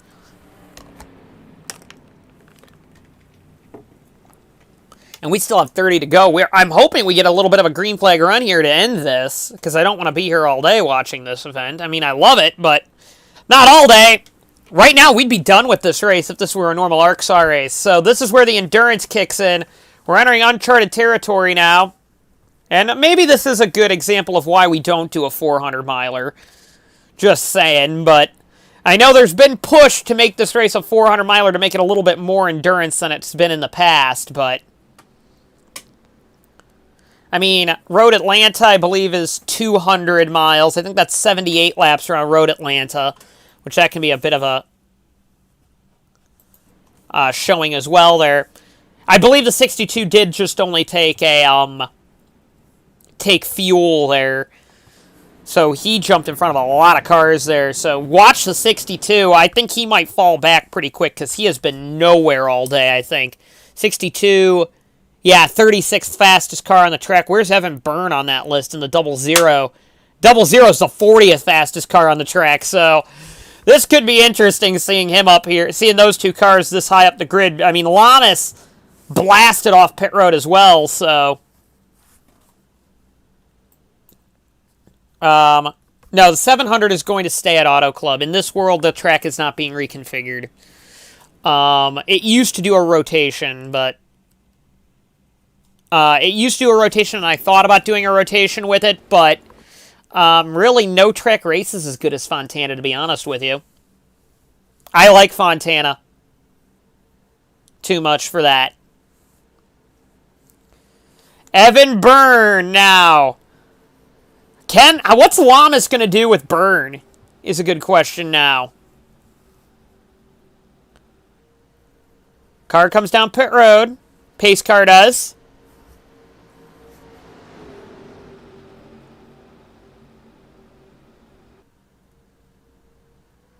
Here we go. Evan Byrne takes off. Green flag is out. Turner did not get going there. Neither did Byrne, for that matter. And that's going to force all... Well, Turner gets to the inside. Turner could lead this here in a second. Here we go. Jesse Turner is going to actually lead this Indy 250, I think. Here we go. Down the backstretch now. Oh, that car is slow. But Turner is going to lead it. Jesse Turner leads the race now as Lamas is stuck on the outside.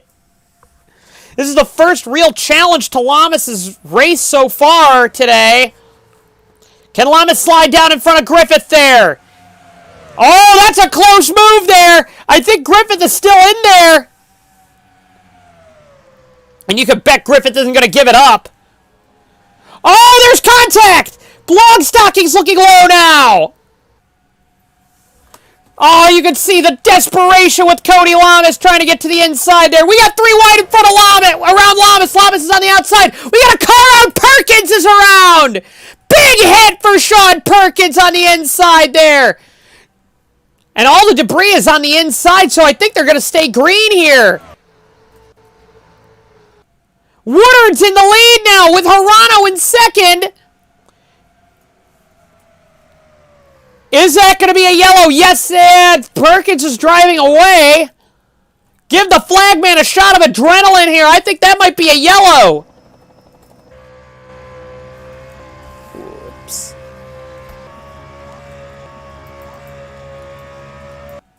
We're going to have to take a look at that incident again there. They're looking for debris right now. They're scanning the track for debris. Seeing if there is any. This was Chase Dunbar and Evan Byrne here. And right here, just around goes Perkins. Not a hard hit, but as you can see, that debris is on the inside. I don't think anything flew onto the track. They're keeping it green. Oh, but not now, they're not. Anthony Griffith and Austin Sanders in the fence. And that is definitely going to be a yellow because that was on track. That was on track. So now the attrition in the Indy 250 is kicking up now. It's kicking up big time now. Let's see what happened to Sanders and Griffith. Is this another one where they get into the... Oh, no, it's not. I thought they had gotten into the inside wall there. 3 wide again, though. Oh, boy, this was a crazy restart here with a lot of ridiculous moves here. You're going to see they get into the fence. Around they go. I think Longstocking might have just taken the lead there. Hold on, I do want to take a look at that. We'll look at the accident again here. Yeah, Longstocking's the leader of the race. On that restart there, great move by Longstocking to get up there. Over Beth Woodard. Let's go back to the incident again with the 007 there. And we're going to try and see. I think that was just 3 wide gone bad there. That was a really crazy restart. We did expect chaos to happen with those slow cars up there holding everybody up, but... Alamis has done a really good job controlling the field. Yeah, it looked like Sanders gets into the 29, forces him up the track there, and then those two just get into the wall. Good avoidance there by Noah Hart. Evan Byrne already dropping down the field as well, but those two have heavy damage. So the yellow flag is out, or they're under pit stop strategy here. A bunch of cars didn't pit. Woodard didn't pit. Griffin didn't pit. Hirano didn't pit. Jones didn't pit. Faber didn't pit. Freeze didn't pit. Roy didn't pit. Greg Woodard didn't pit. Brock didn't pit. Ilkin didn't pit. Callahan didn't pit. Kiterman didn't pit. Speeds didn't pit. Kelvin didn't pit. Longstocking is going to be the first one off of pit road as well, so... Here we go.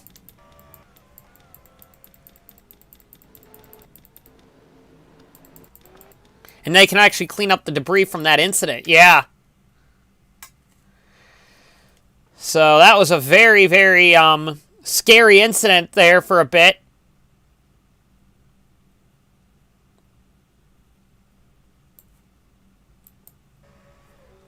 Very scary incident there. Let's take a look at the chat. Sanders slow off pit road as well. So, yeah, very much bumper cars there under that restart there. Bethany Woodard now leads this race. Although, look a little further back. Her brothers, catch it up, catch it up. Rich Roy also up there as well. Roy Inc.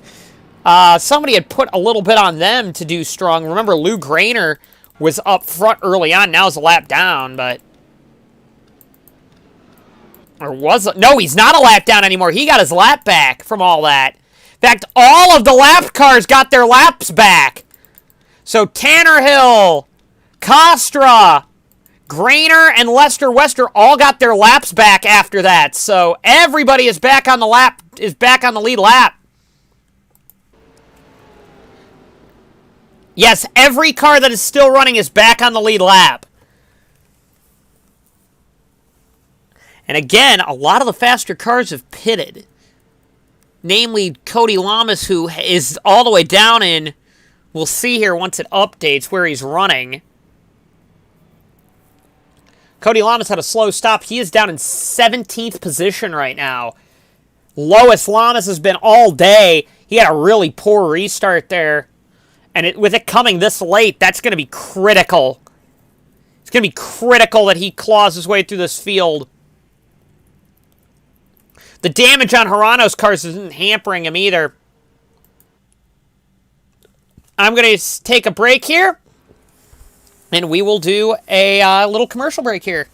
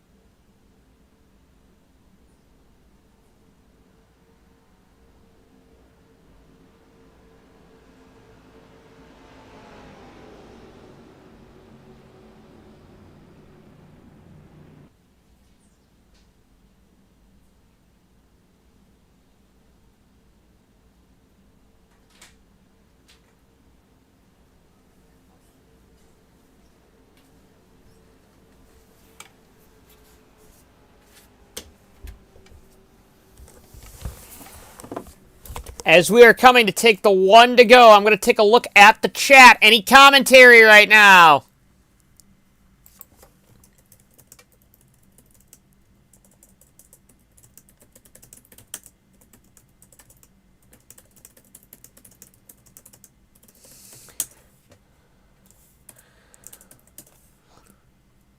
I just typed in the chat as well. We're at the one to go now. Again, this race is getting a lot more chaotic now. Who do you think is going to be the victor in this Indy 250 is another question to ask. Bethany Woodard has clawed her way up through the field after starting way in the back.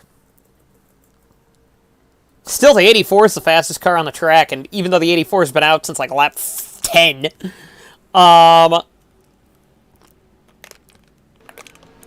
again, very, very critical time in this race now. Ooh, we got a problem with a car out there. 13 of Farley Callahan, I think, is blowing up. Farley Callahan out of the race. Not good.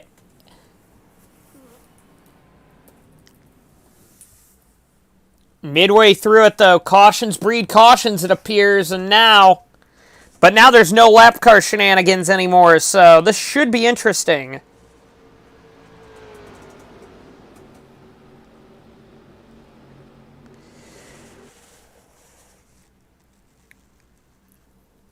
Here we go.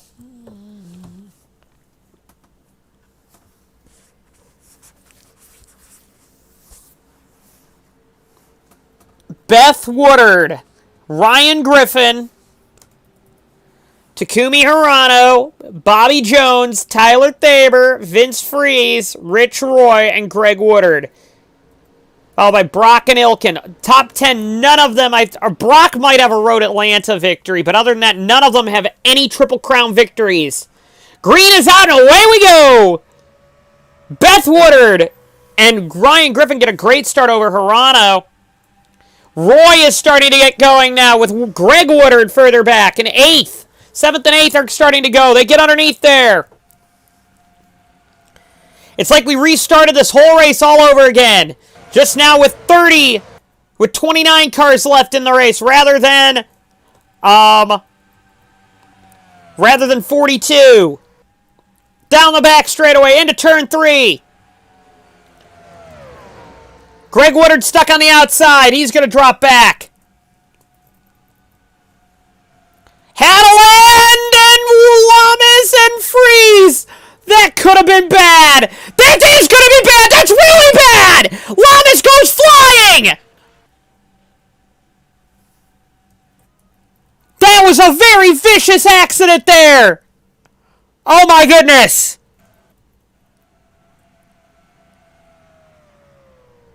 That was bad! That was really bad!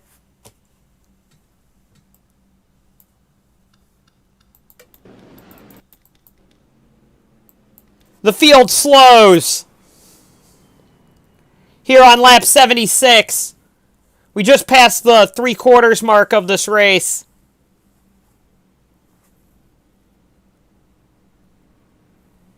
Oh my goodness, that was bad. That was a head-on hit at almost full speed for Lamas there, and he went flying through the pit road there. The dominant car of the day just falls out there in a very, very nasty incident there. We're going to have to take a look at that. However, medical crews now are down there with both drivers. That was a very... Actually, it was Hadeland was the one that hit the wall there. Oh, I think they just missed that attenuator, or they hit it on an angle. Thankfully, they hit it on an angle. But still, that was a violent hit for Cody Lamas into that inside wall, inside pit wall there.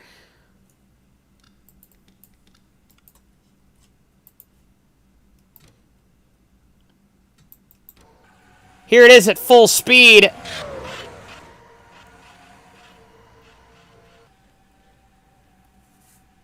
The dominant car of the day right there. They are... Ooh. We are not sure of the condition of both drivers right now. They took a very violent hit there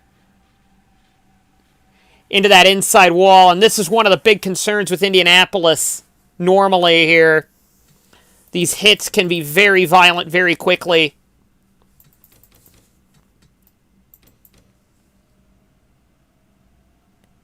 And Cody Lamas takes a rather nasty hit right into that inside pit wall there. Luckily, it wasn't as bad as we thought. I thought Hadeland went right into the center of that pit road attenuator. Thankfully, it wasn't the case. We're going to go on board with probably Aiden Shepard here just to kind of see this incident take place. Hadeland slid up. Just... Dang. What a hit. What a hit. We need to go a little further back to see what started all that to get them into that situation there. So we're going to go a little further back here. Hadeland slides up. And then all of a sudden... Lamas is down there, Ingrid. Ingrid tries a third line. Oh, and then Kelvin comes over a bit there, and then Hadeland reacts to that. I need to take a better look from the helicopter on that one.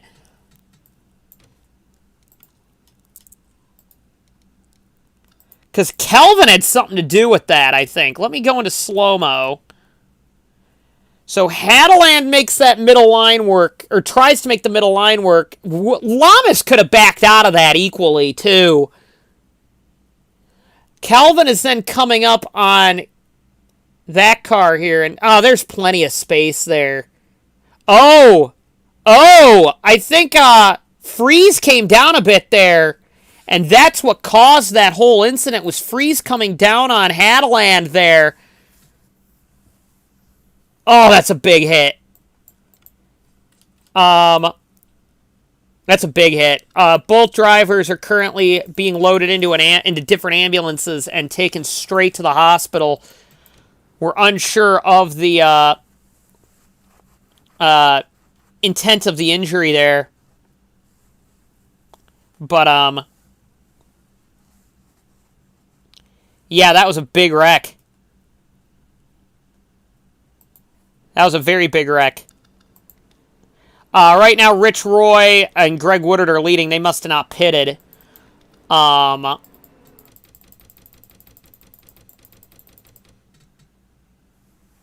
guessing they did not pit. Just out of curiosity there, I'm guessing the 95 did. A number of cars pitted, yeah. The red flag did come out for a little bit. We'll just say that during the replays. The red flag came out for a bit. Number of cars didn't pit. They have been transported to a local medical center. We await the extent of their injuries or whatnot, or their condition. Race is going to continue, though. Both drivers are conscious and talking at this moment, so we do know that.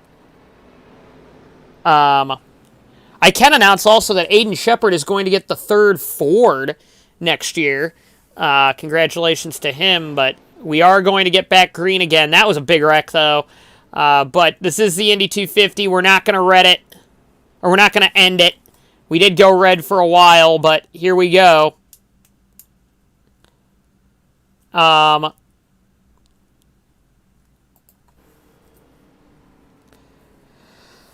Rich Roy leads this race. A lot of drivers we haven't seen up in the front in a while. Greg Woodard up there. Rich Roy. William Brock. Been a while since we've seen him up there. Lance Calvin. Noah Hart up there as well. Chase Dunbar. Jesse Turner. Oh, dear. Sean Perkins in the damaged car there. But now the dominant car's out. Really there with the 48 being out of the race. I mean, we'll have to take a look and see what happens there going forward, but I'm willing to bet we might be seeing some substitutions next week, at least in 2 of the cars. But luckily there was no damage to that pit road attenuator there. They hit it off to the side, which is a good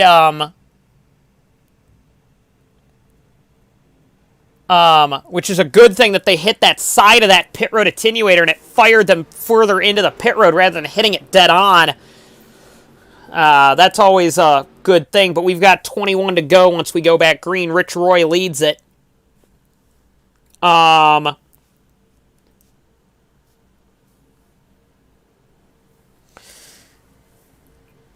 Here we go.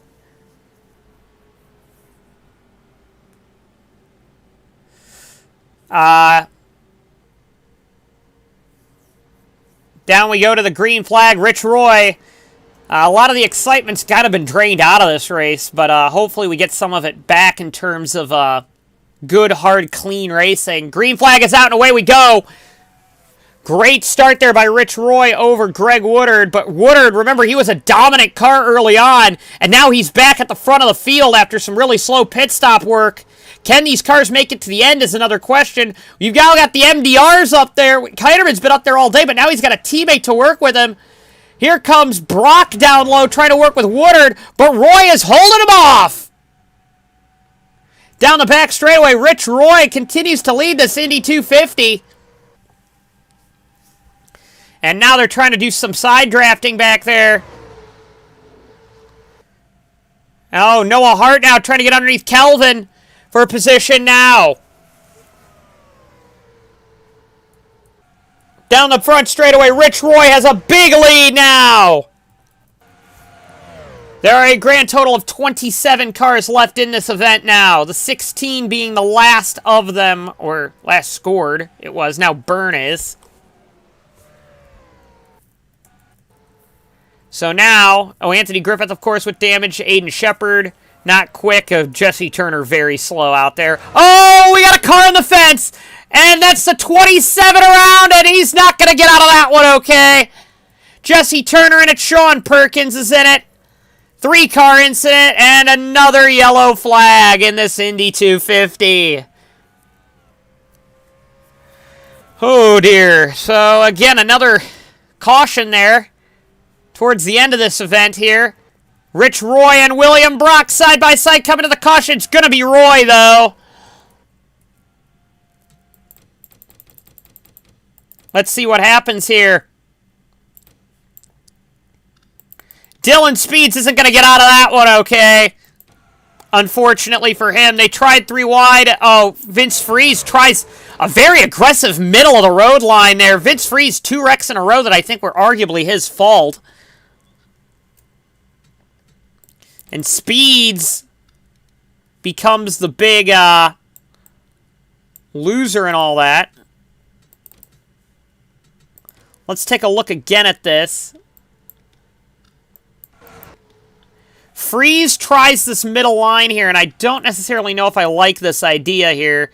He tries this middle line because he's got to run on long stocking, and that just put Perkins in the wall there. And then that's where Turner gets collected as well. And we'll finally go on board with Dylan Speeds to see what he saw in that incident, because Dylan Speeds has been the luckiest guy all day, but now he is not. He got caught up in this one. Hi, driver name up there. But yeah, right here. I mean, oh, long stocking slid up, though. So I really can't throw that one on Vince Freeze either. But nowhere for Dylan Speeds to go. We're back under yellow here at this Indy 250.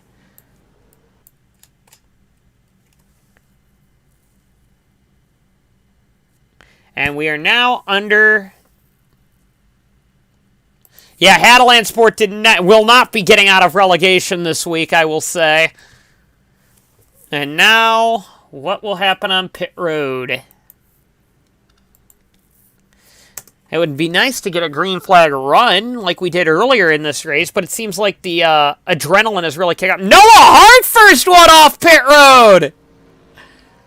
What a showing by Noah Hart getting off pit road first! That's a new name at the front of the field.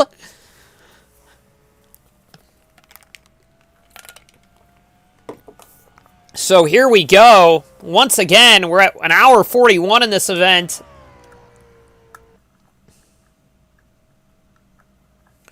Rich Roy is going to take over second, Greg Woodard third, Ilkin fourth, Brock fifth, Dunbar sixth, Woodard seventh, Costra eighth, Kelvin ninth, Dormitory 10th, Griffin 11th. Where is Beth Woodard in all this? Did Beth Woodard fall out? No, she couldn't have. Did I miss her? Oh, there she is. Thought there was a incident there, but apparently not. That's good to know. Hold on one sec here. Aiden Shepard is messaging me on Discord.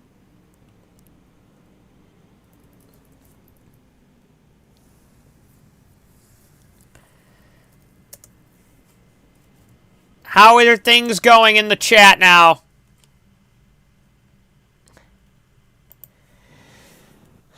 Oh.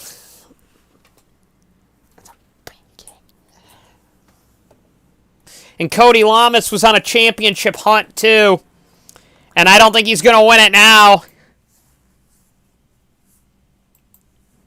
If Speeds is 25th, that's points. I think 25th is the points cutoff.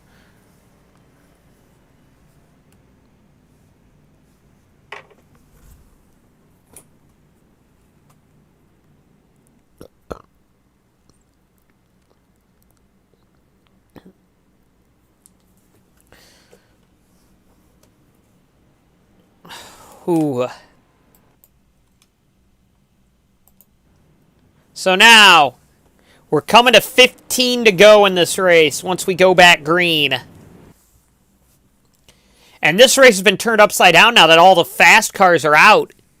So Speeds will be the first car out of the points, Dylan there.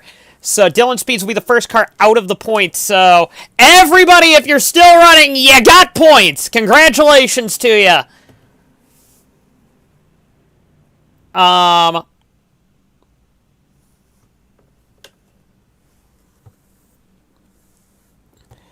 So here we go.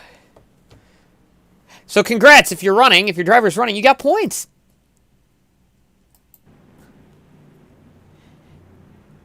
And now, Rich Roy, who I kind of laughed at when somebody in the chat mentioned that he could win this race, I'm guessing it was Rich himself, is now running second with a chance to win the Indy 250.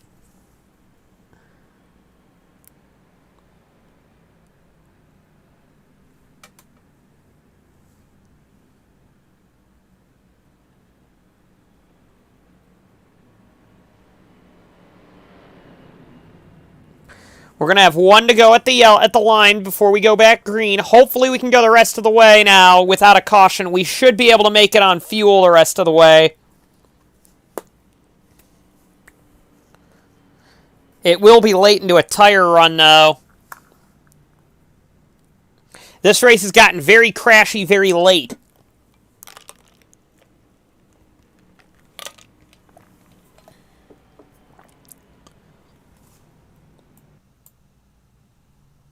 I would have to talk to her,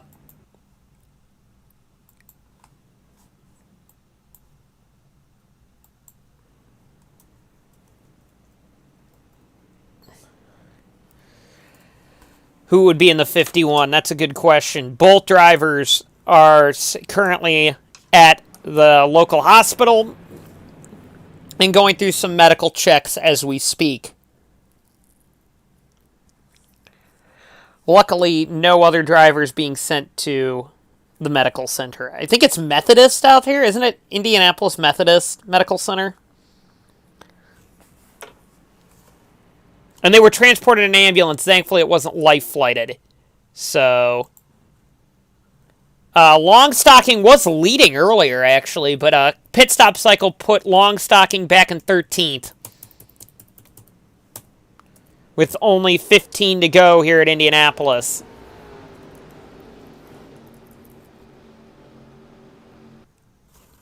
Noah Hart in the Ferrari, our point leader. He has not been in the points basically for a long time now, a number of races now, and now he's leading the race, and one of his major championship contenders, I think, will be out for a foreseeable time in terms of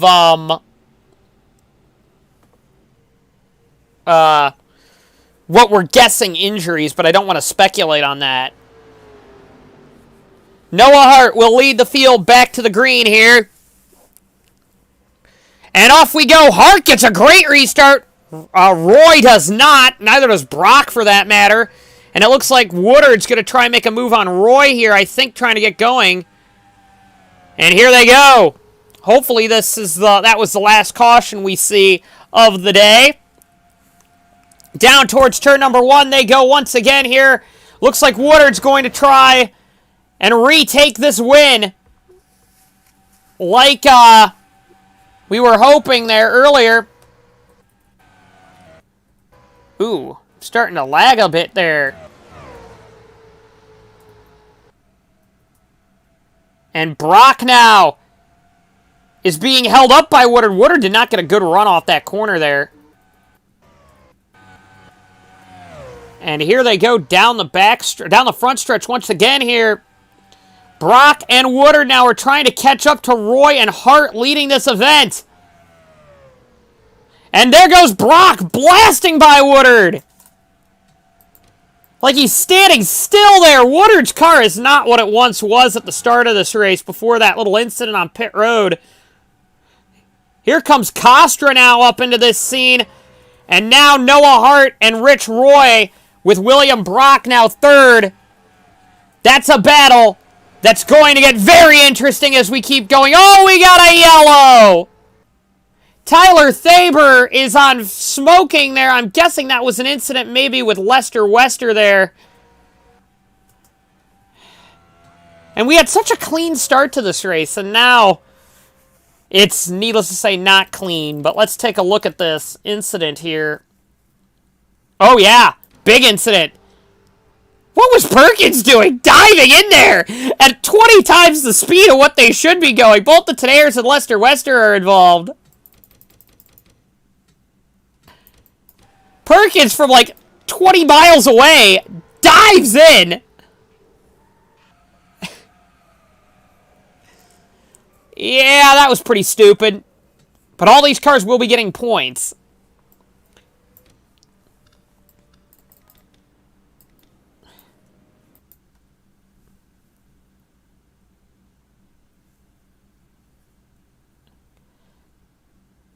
Okay.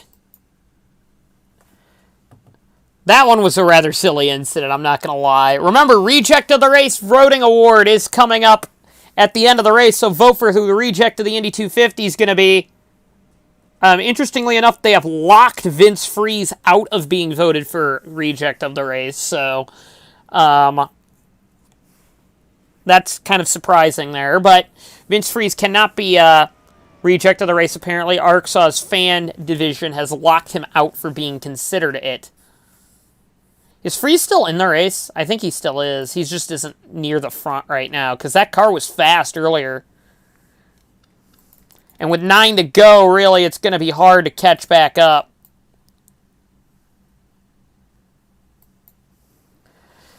Noah Hart in the Indy 250. He's got a Road Atlanta victory, but can he go for the Triple Crown this year? Next year, can he be a Triple Crown contender with the Indy 250 victory? Rich Roy is there as well. He's never won an ARCSOA Elite Series race. William Brock is going to be a very strong contender, I think, next year for Ford. Ford apparently is touting that they have a really strong program for next year. Greg Woodard from nearby Illinois could be a factor. Lance Calvin as well.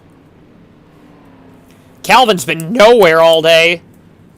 But then a lot of faster cars further back. Bethany Woodard back there. As we go a little further back, we've got Vince Freeze all the way down in 17th. I think he's basically kind of out of it at this point. It's going to take a lot to come back from that position there. But we'll take a quick break here and be back before the restart.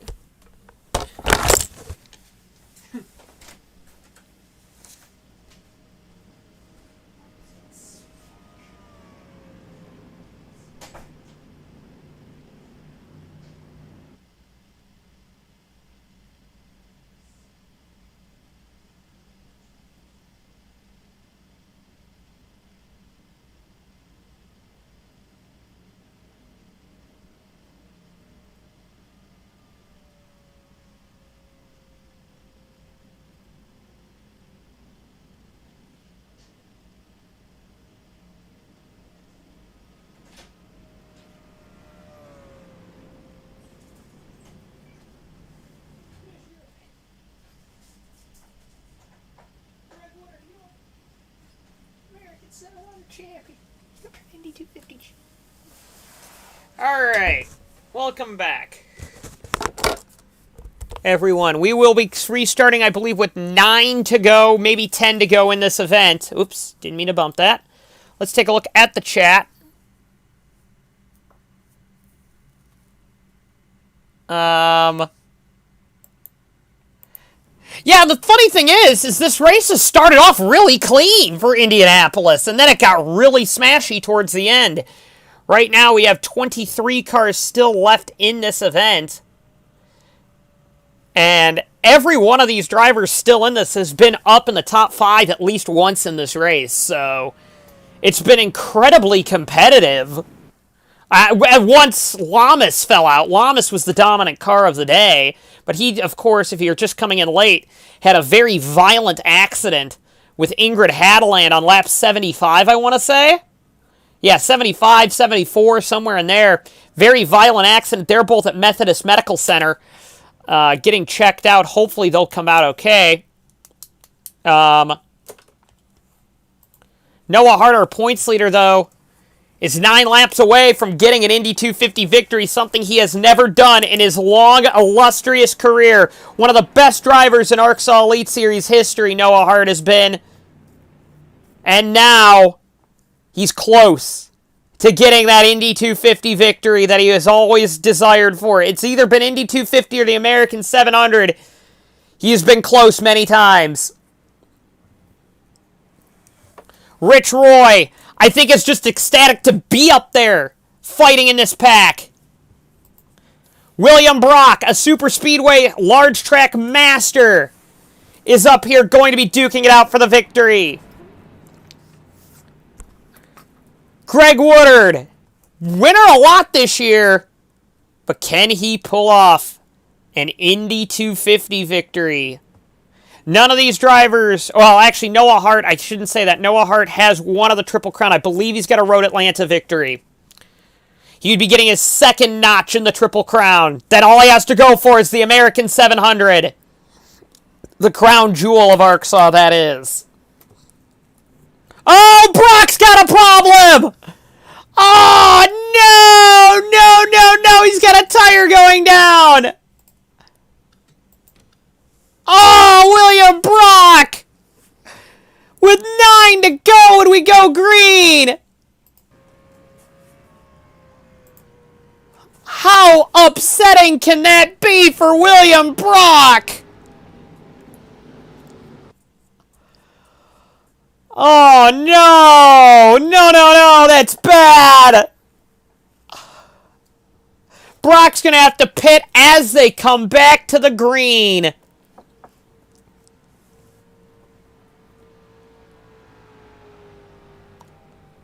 There could be another yellow by the end of this, knowing this field, but hopefully not. But Brock's going to be hoping for that yellow. But, oh, William Brock, how bad can you feel for a guy? He was on course to possibly win this Indy 250. And it seems like all the really strong contenders had gone through some sort of adversity throughout the day. Some more serious than others, obviously. But as Brock comes to pit road, Noah Hart will lead to the green with 9 to go in this event. It's been a race of survival here at the end.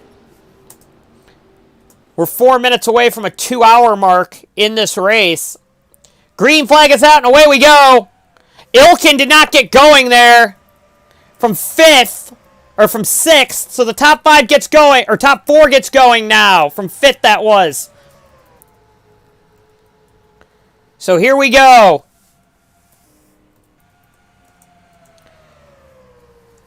And now the prestige of winning the Indy 250 is cranking up now. Calvin does not seem to have the car here. I think if it stays green, it's gonna be one of these three. Woodard goes underneath Roy. Woodard is not playing around anymore. Woodard was one of the dominant cars early on. Only car that could really take down Lamas early in the race.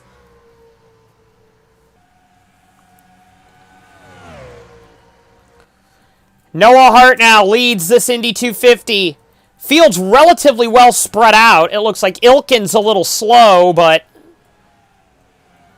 there's a good chance we don't see a caution the rest of this race at this point, but hopefully that's the case. Oh, there goes... Oh, was something wrong with Woodard? Woodard has lost a bunch of speed there. Excuse me. And now Calvin takes over second. Noah Hart's got to be loving this behind him. Because now, Lance Calvin, a car that's been weak today. Oh, 3 wide. Oh, 3 wide. Don't do that. Don't do that. We saw 3 wide earlier and it didn't end well. It didn't end well. Okay, good drivers. Good drivers. Noah Hart's got a huge lead, though.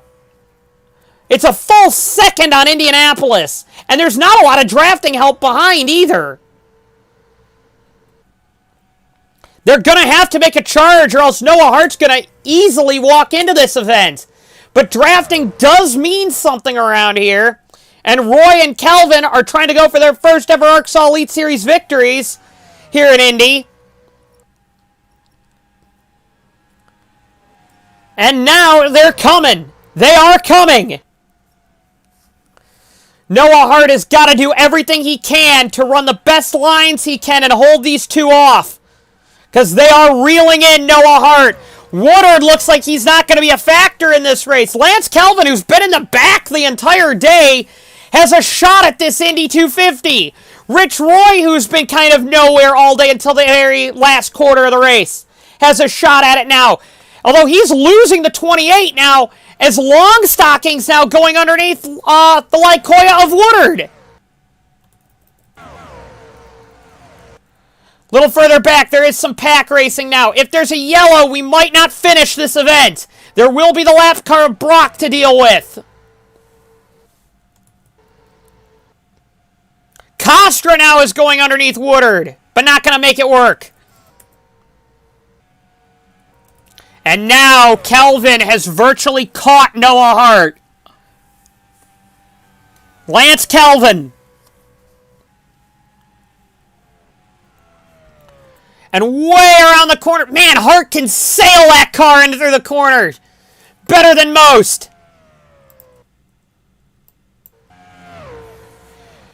Down the back straightaway now. Roy is closing in on this pack. I believe they will catch William Brock by the end of this event. But man, Noah Hart can sail that car in there. Something that, and he's holding off Calvin because of it. Roy is looking for a podium in the Indy 250 as well.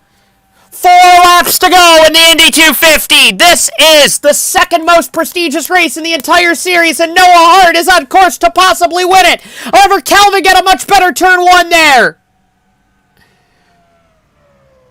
Calvin is on him. Lance Calvin, a rookie. Or well, not a rookie anymore, but never winning an ARCSOA Elite Series race, could win the Indy 250 as his first. Noah Hart can't sail it, it is deep this time. They go side by side. That's going to bring Roy and Longstocking, and it's probably going to be one of those 4. Bethany Woodard gets by Greg Woodard. Bethany Woodard, I think, is the fastest car on the track right now. No, it's actually Pip Longstocking. That time by. Calvin's diving for it with 3 to go. Longstocking's diving on Roy. Not going to get it there. Calvin goes underneath Hart. This is for the Indy 250 lead with only 3 to go. Calvin's down there, but can Hart hold him off on the outside? Lance Calvin takes the lead of the Indy 250. Oh, what a move by Lance Calvin. A veteran move by Noah Hart, but I know the fan. Oh, we got a yellow. This is for the win. This is for the win. We got a yellow. Lance Calvin through the corner. Hart's got to make a move. Did Calvin know the yellow was out? Lance Calvin, I think, is going to win it because they're not going to have time to go back green. Calvin comes across the line with 2 to go, but it's not over. He's got to do 2 more laps under yellow, but Hart cannot challenge him. It was Pericles and I think Grainer were the 2 cars that brought out the yellow. There was an accident further back. Oh yeah, Pericles gets into the wall and Grainer just happens to be there. Ooh, the 77 nearly got involved there as well. And did Calvin know the caution was coming out when he made that move? So he makes the move in 2. He makes the move in 2. He's alongside Hart. And then when does the yellow fly? There's the yellow flag flying. So, Lance Calvin, as long as he can make it around 2 more laps under yellow, is going to win the Indy 250 after running like 20th all day. He's going to take the white flag under yellow. And Noah Hart has tried so many times to win the American 700, and the Indy 250 has come up short every time. Is going to come up short again as long as Calvin can make it around. Lance Calvin is going to win his first ARCSOA Elite Series race in the second most prestigious race of the entire season. As long as he can make it around in the Bradley Automotive Team car. Hart, I think, used up too much stuff diving into corners. I really do. I think Noah Hart just kept trying way too hard to sail into corners, and he couldn't get it there. It would have been interesting if that wreck wouldn't have happened at the end. It's kind of a shame that we end this race under yellow, but I guess that's the way things sometimes go here in ARCSOA, in motorsports. The race ends under yellow flag today. And as long as Calvin can bring it home, Calvin is going to win the Indy 250. Remember to vote for your reject of the day. Remember, Vince Freeze apparently has been locked out. That might have been an error. It might be allowed to vote for now. But Reject of the Day award is open now. It closes in a little bit. Make sure, closes by the end of the stream, who is your reject of the day? Provided Lance Calvin. Comes through turn 3 and turn 4 now at the astonishing speed of 70 miles an hour. Will win the Indy 250. Where did he qualify, out of curiosity? Kelvin. Kelvin in the 28 car qualified. I can't see him. Where did he qualify? 14th on this grid. Kelvin now comes down the front straightaway behind the pace car. Kelvin, Lance Kelvin gets his first ARCSOA Elite Series win and is an Indy 250 champion here at one of the most special events of the season. Kelvin has won it here at the Brickyard. What a showing for Lance Kelvin. Shows that you can hang out in the back all day and show up at the end and pick up the victory. Kelvin wins the race. Let's take a look at your finishing results today. Lance Kelvin comes across the line with the win. Noah Hart again loses out on a Triple Crown race. He's won only one in Road America or Road Atlanta race, and it wasn't even called a Triple Crown race at that time. I think that was before even the Triple Crown was a thing. Noah Hart won that. So Noah Hart has not won a Triple Crown race since the Triple Crown became a thing. Rich Roy comes across third. Impressive run by Roy there. Great for him. Long stocking fourth. Beth and Greg Woodard fifth and sixth. Costra seventh. Harano eighth. Freeze comes across ninth. Dormitory 10th. Great run by the Minervini team there. Ilkin 11th. Jones 12th. Griffin 13th, Kiterman 14th, Tannerhill 15th, Burns 16th, 17th goes to Shepard, 18th goes to Dunbar, 19th goes to Perkins, 20th goes to Griffith, 21st to Brock, Pericles, 22nd to Brock, 23rd to Grainer, 24th to Lester Wester, 25th to Thaber, 26th to Pericles, 27th to Turner, 28th to Lamas. Hope he and Hadeland will come out of that incident okay. They're still at Methodist Medical Center. We don't know any medical conditions there on either of those two drivers. Farley Callahan, 30th. 31st to Sanders. 32nd to Harley Fordale. 33rd to Jamison Moore. 34th to Holiday. 35th to Curtis. 36th to Monaco. 37th to Abbott. 38th to Faust. 39th to Ard. 40th to Davidson. 41st to Fitzgerald. And 42nd to Moore. Now, what I want you guys to all know is, yes, we had a very serious accident early on, but don't take it away from Lance Kelvin. He might have been nowhere all day, but it's still an amazing accomplishment that he won the race. So don't take that away from him. The Indy 250 is always a special event, namely because of the high stakes the race has. And again, we have seen that today. Bradley Automotive is the winning team. They were the first one across the line, and there will be some controversy, I know, because the race finished under yellow, but that's sometimes motorsports for you. Good on you, Lance Kelvin. Congrats on the victory. With that being said, I think we are done for the day. We will see you at the next race for ARCSOA Elite Series. We'll see you then. I will be in the ARCSOA Discord in case if anybody wants to chat afterwards.